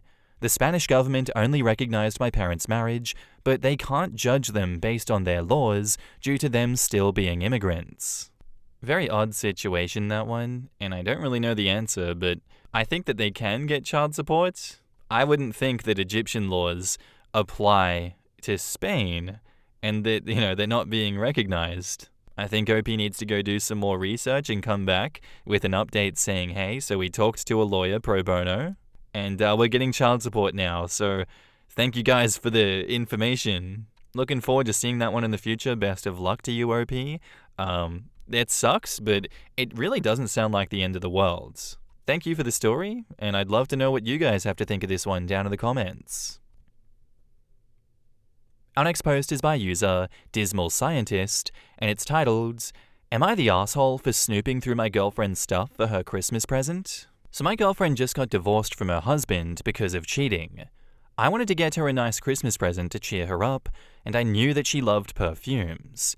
She had a pretty expensive collection. When I was over at her apartment, I took a picture of her perfumes. She had a lot of samples too, so I took pictures of those. I found a perfume that I thought that she would like, and she loved her Christmas present. I told a friend how I got my girlfriend the perfect present, and he was in trouble because he flubbed his gift. He said that it was creepy, too much effort for a rebound, and that I should never tell her. I was planning on telling her. I didn't think it was creepy. Am I the asshole? In the comments, Back7 says, "Not the asshole, and your friend is a tool. You didn't break into her apartment and read her journal to find out her deepest wish from the 2nd grade was to own some Tom Ford Lost Cherry. You took a picture of her perfume collection to refer back to so that you knew what scent notes that she was drawn to, and you didn't purchase something that she already had. That isn't invasive. It's a good way to get a good gift." Notice Imaginary says, "This is bothering me because in my mind, taking pictures of her things is weird and creepy, but for some reason, writing them down and taking notes on what she has isn't creepy. Same result, just easier. I think what's throwing me off is the actual act of taking pictures of someone's stuff is typically taboo. I know that my wife and son have taken a look at my collectibles to pick out a gift for me before, so I'm gonna go with not the asshole. I get where the friend is coming from. I do understand the mindset. But yeah, I think in this situation it's permissible. I mean, OP wasn't going around taking photos of everything in her house being like, yep, let me document and catalog that. Like, that's what you think of when you think of someone taking pictures. I think this friend of OP's is over-exaggerating and then saying, oh, it's creepy. This is too much effort for a rebound. You should never tell her this. I don't want to call it projection either, but, I guess it's just an overreaction. Saying it's too much effort for a rebound when this is someone that you're compatible with, bit rude as well, I won't lie, that's a bit mean. If OP feels as though this girlfriend is someone he is not just having a rebound with and then leaving, it's someone that he sees a future with, saying that it's too much effort for a rebound in this situation, that's mean. That's rude. I think he's a bit of an asshole for that.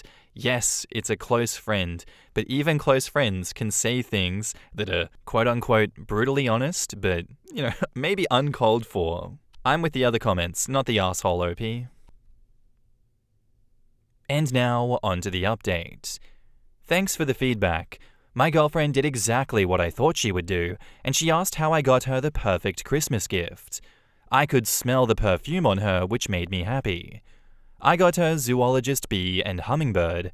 Based on her collection, she liked gourmands, sweets, and florals. She liked complicated scents and had a few niche ones. She didn't have any zoologist scents yet, so I also got her a few samples. A couple of people suggested that I shouldn't tell her about opening her perfume drawer to look at her samples, but I didn't feel right hiding that. So I told her that I took a few pictures of her perfume collection and all her samples so I could get her perfect scent. She was quiet for a while, and it made me a bit nervous that I messed up, but then she hugged me and smothered me with kisses. She said that I was the perfect boyfriend and that she wanted to marry me. I was thrilled, since she was a bit reluctant to get in a relationship with me after being burnt. To be clear, she didn't cheat. Her husband cheated on her and left her for his co-worker. They legally separated, and my girlfriend moved into a new apartment. I met her a couple of months later. She asked me out the day that she met me because she thought that I was hot. We went on a date and I told her that I wasn't a casual relationship guy, so she had to be fully in. We started officially dating 6 months ago, and it's been a dream. She got me an awesome birthday present too, a trip to a country that I've always wanted to visit. She has been asking me about my vacation days and when I plan to use it. My girlfriend said she wanted to plunge into zoologist, but she did have a few hang-ups. Her ex thought that she was wasting money and scolded her about it a lot. He even threw away some of her perfume, which makes no sense in my opinion. She thanked me for breaking that and getting her her new signature scent. Shout out to all the fragrance subreddits for helping me find the perfect perfumes. In the comments, Terpsichorean Wombat says, "Whoa, there is a whole other huge layer out there too, with the details about the ex. This is way beyond just, I pay attention to your tastes and worked to choose something you would really like, which is awesome to start with. This is also, I hear and respect what is important to you. I support what you love, and I am really sorry that guy treated you like that. I am not that guy." Yeah, I get the spontaneous proposal now. Yeah, the contrast is pretty stark. I'm glad that OP showed her what kind of level of care she deserves. It's easy to forget if you're mistreated enough. I just love that he's interested enough himself in perfume to know what to look for. My husband likes smelling my perfumes, but his eyes would glaze over if I tried talking to him about notes and perfume houses. OP's girlfriend is very lucky. Yet another nice ending to a lovely story. I very much love that, and I love that OP is so attentive. And yeah, after such a shit relationship beforehand, where her needs were not being met, he did not care about her interests, like perfume, she does deserve someone that cares about her and pays attention. I'm completely on board with that. I feel like that transcends whatever the original issue with the friend was. I would expect that OP now did not take those words to heart and has just kind of ignored what the friend has said. Thank you for the lovely story, OP, and all the best going forward. Am I the asshole here for refusing to give my husband the cash that I got back from a present that he asked for me to return? For context, my husband, 46-year-old, got into a terrible cycling accident last year. He suffered from a punctured lung requiring a chest tube, 3 broken ribs, and a broken clavicle. He spent 5 days in the hospital. It was really scary for all of us. He's finally back on the bike and training again. The kids and I worked really hard for his birthday present this year. We wanted it to be something to recognize how proud we were of him getting back on the bike.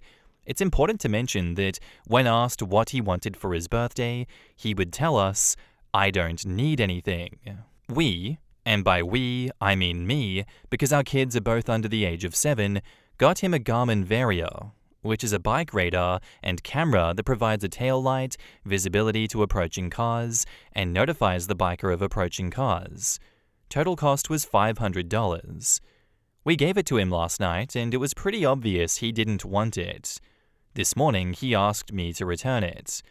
I'm pissed about his ungrateful reaction, but that's another conversation. Later on today, he informs me that he'll just take the $500 cash amount as his present instead. I told him, hell no. He doesn't want the gift, fine, but I'm not giving him the money, especially with how ungrateful he was for the original gift. He said that I'm the asshole and that it's his gift and therefore it is his cash.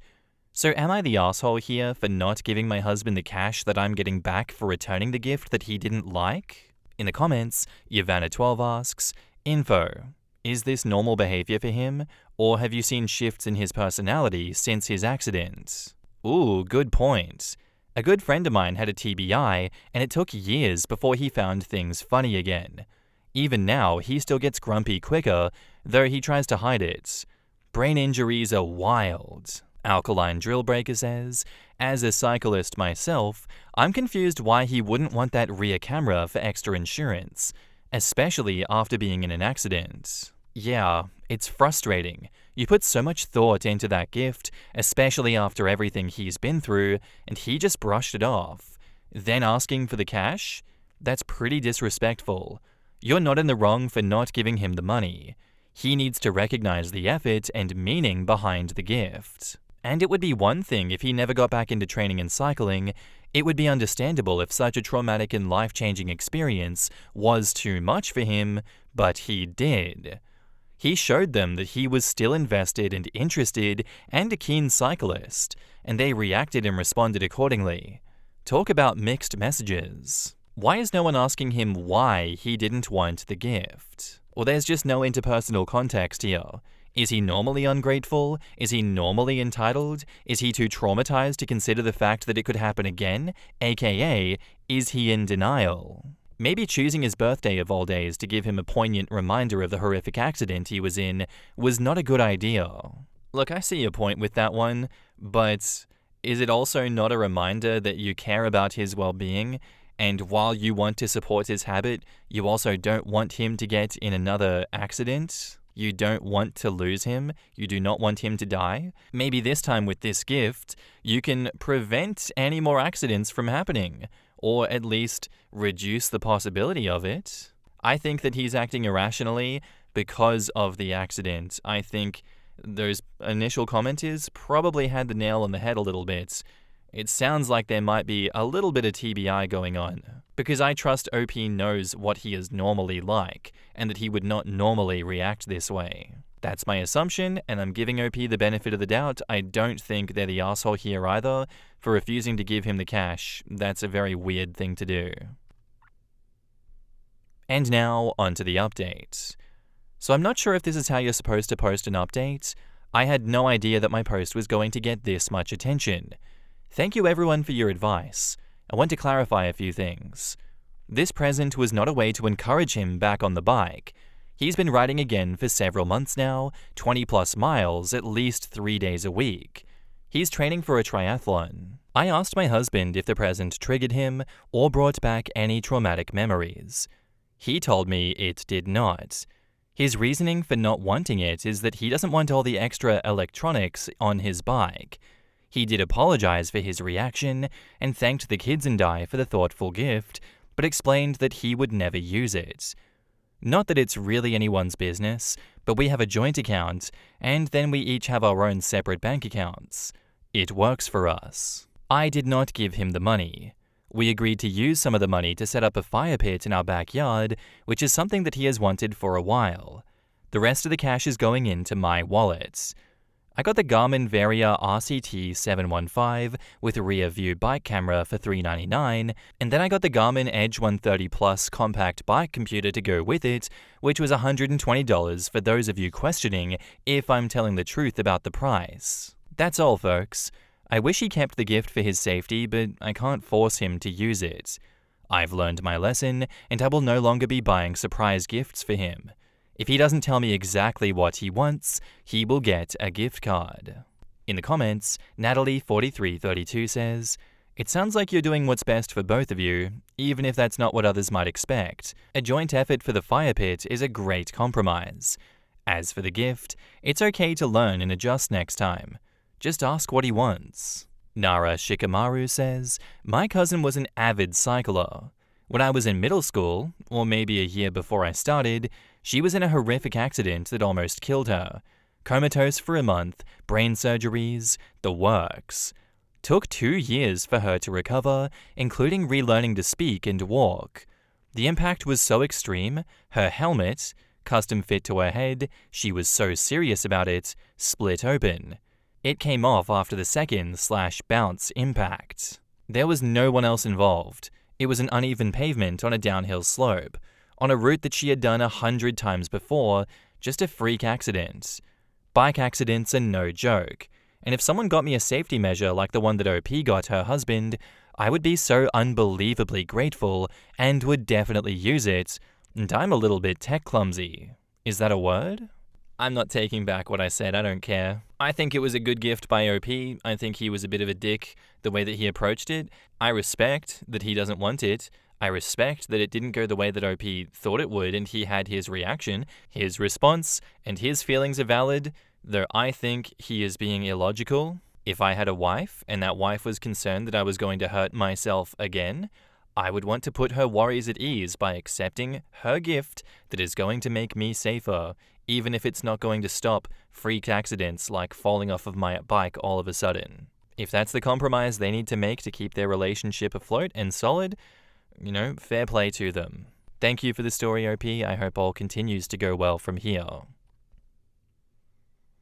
Unexposed is by user CoolerBeans1981, and it's titled, "I laughed at my sister's tragedy, and now I'm uninvited to the baby shower that I'm planning." So my sister is due in early January, and we're planning her baby shower for early December.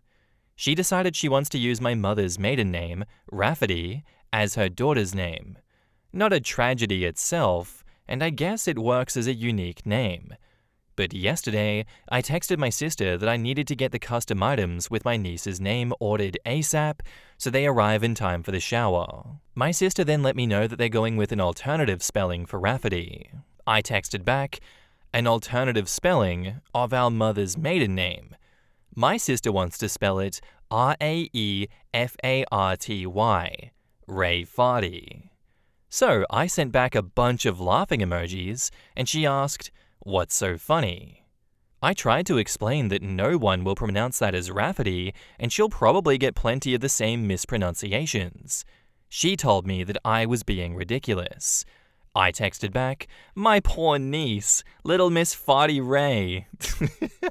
I was uninvited to the shower, and my mum told me today that my sister doesn't want me as the godmother anymore. But Ray Farty is really bad, isn't it? Someone needs to tell her, right? In the comments, Barge G says, "Yup, it's Ray Farty, no matter what sis wants to believe."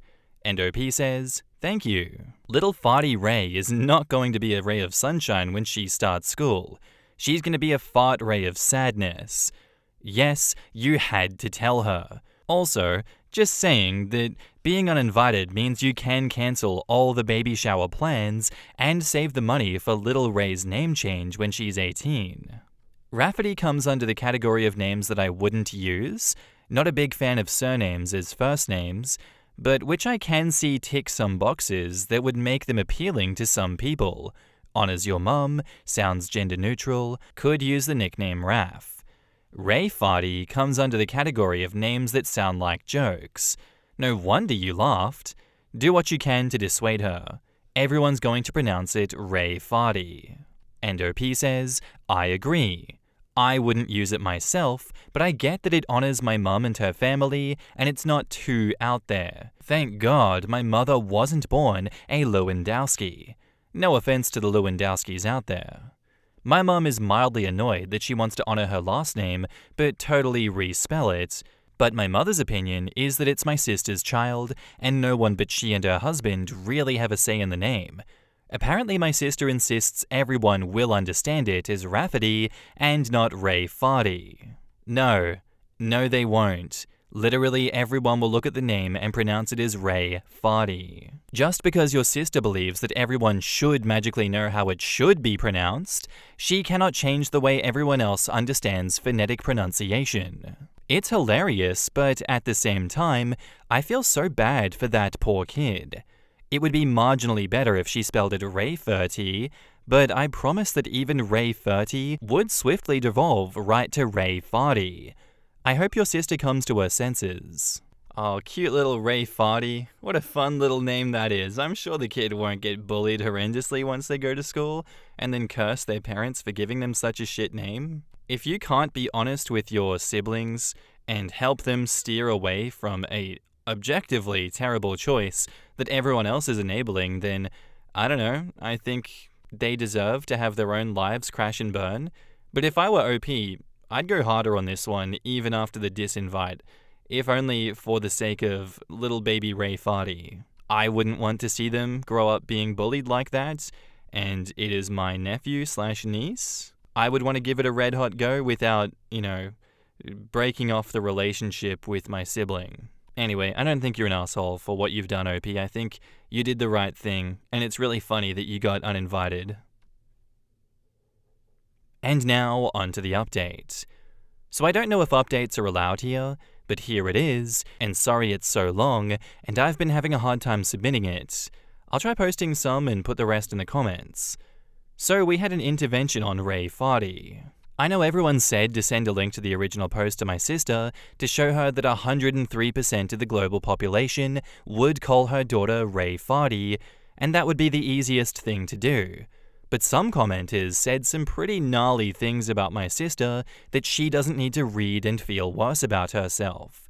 But I wanted to address a few things that came up. First, for those saying that I shouldn't bother paying for the baby shower anymore, I had no plans to not continue to pay and help out. Disagreements and fighting aside, I love my sister and want her to go into motherhood filled with love and support, regardless of whether she wants my support or attendance at the event. Second, my sister's husband was made aware of the spelling change of Rafferty to Ray Farty about a month before my original post. He said he didn't think much of it until he saw it written down and immediately saw it as Ray Farty too. He said her emotions had been getting worse throughout the pregnancy, and he didn't know how to approach her about going back to the original spelling. He had hoped that once she gave birth, all the hormones would somehow leave her body, she would come to her senses, and it would be a non-issue. Third, a lot of you were lumping my mum in with my sister, and said some pretty horrible things about her too. All my mum knew was from my sister calling her to complain that I laughed at her for slightly changing the spelling. My mum just assumed that it was a minor change like Rafferty, Raffertie, until I told her to grab a pen and paper and I would spell it out for her. Once she saw it as Ray Farty, she was team save this child. Now, for those of you who told me that I didn't have any tact and that my reaction was mean, my reaction was because 1, people would call the poor girl Ray Farty her entire life for the sake of my sister being quirky. 2, pregnancy brain aside, surely my sister would realize her child will be called Ray Farty once it's pointed out, have a laugh, change her mind, and that this will end up being a funny story to tell at her daughter's future wedding or something. And 3, my sister is a bit of a joker, so I also initially thought that she was just pulling a prank or joking. But if she was joking, she took the joke really, really far. She spent $400 on a mural painted on one wall in the nursery. She wanted to debut the finished nursery to everyone at the baby shower, including her husband, who was forbidden to see it beforehand, that had Ray Farty incorporated into it that now needs to be repainted. She also bought herself a birthing gift. Is that even a thing? She would have my brother-in-law present to her in front of everyone at the hospital a $900 gold bracelet with Ray Farty charms. The baby book also has Ray Farty embroidered on the cover. I contacted my sister's best friend Katie, not her real name, about if my sister has told her anything about the spelling change. She found out about Ray Farty after the blow-up with my sister, as my sister wanted to get Katie on her side. Katie, who was a teacher, was equally horrified about the spelling and told me that this is the worst attempt at a creative name that she has ever seen. The intervention of sorts, the farty party, if you will, included me, my sister, her husband, his mother and father, my mother, and Katie. My sister refused to believe that anyone could possibly see Ray Farty as Ray Farty, and that we were just mad that she was taking creative license, and that everybody does that nowadays. My sister said children are not that cruel to bully her daughter for her name, and Katie said plenty of kids are cruel enough, and the others would join in so they're not singled out themselves. My sister countered that as long as all the adults are pronouncing it correctly, that it'll be no problem. And Katie told her that not only would the adults not know how to pronounce it to begin with, but that as long as fart is in the name, kids will latch right onto that. I was happy Katie was there because she's shared interesting names that her students have had over the past years, so I knew her opinion on this would probably be the only one to sway her. My sister cried for about 10 minutes and finally agreed to entirely change the name, because even Rafferty was tainted because we had all ruined it for her. We told her to take the time to consider a new name. She told us she still wanted to honor my mother, and she suggested she would combine my mother's first name with her mother-in-law's name and created a name on the spot that included a crass term for a lesbian. I can't! She's insane. Actually insane. When my mother pointed that out, she started crying again and accused us of not letting her be a mum, and her husband suggested that we leave it for now and that we should all go and give her space. Good luck, husband. Good luck with all of that. It's been radio silence until my sister texted me a couple of hours ago that she and her husband landed on Theodora, and she is absolutely in love with it. She even decided that my unborn niece looks like a Theodora in the ultrasounds. She got those creepy 3D ones where every baby looks like the same copper potato. I replied that that was lovely and that I'm so happy that she is happy. It's not my taste, but at least it's not Theodorach or some crap like that. So there you go. My niece has been saved from being called Ray Farty. I'm invited to the baby shower again, and I know that this is just a little blip with my relationship to my sister, and we will be fine. But Katie will be taking over as godmother, which is fine by me. I can always be godmother to their next child, who will probably be named something like Tara Masu. Thank you all for seeing the same thing that I did, and letting me know stopping Ray Farty from coming into existence was the right thing to do. In the comments, Pagman007 says, as long as the adults are pronouncing it right, lady, you are pronouncing it wrong. You can't just change how the English language works. Ray, phonetically, is Ray, farty is farty.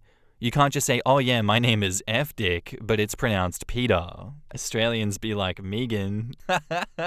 Suspicious Treat replies, she would just go around and tell everyone that it was Irish or something.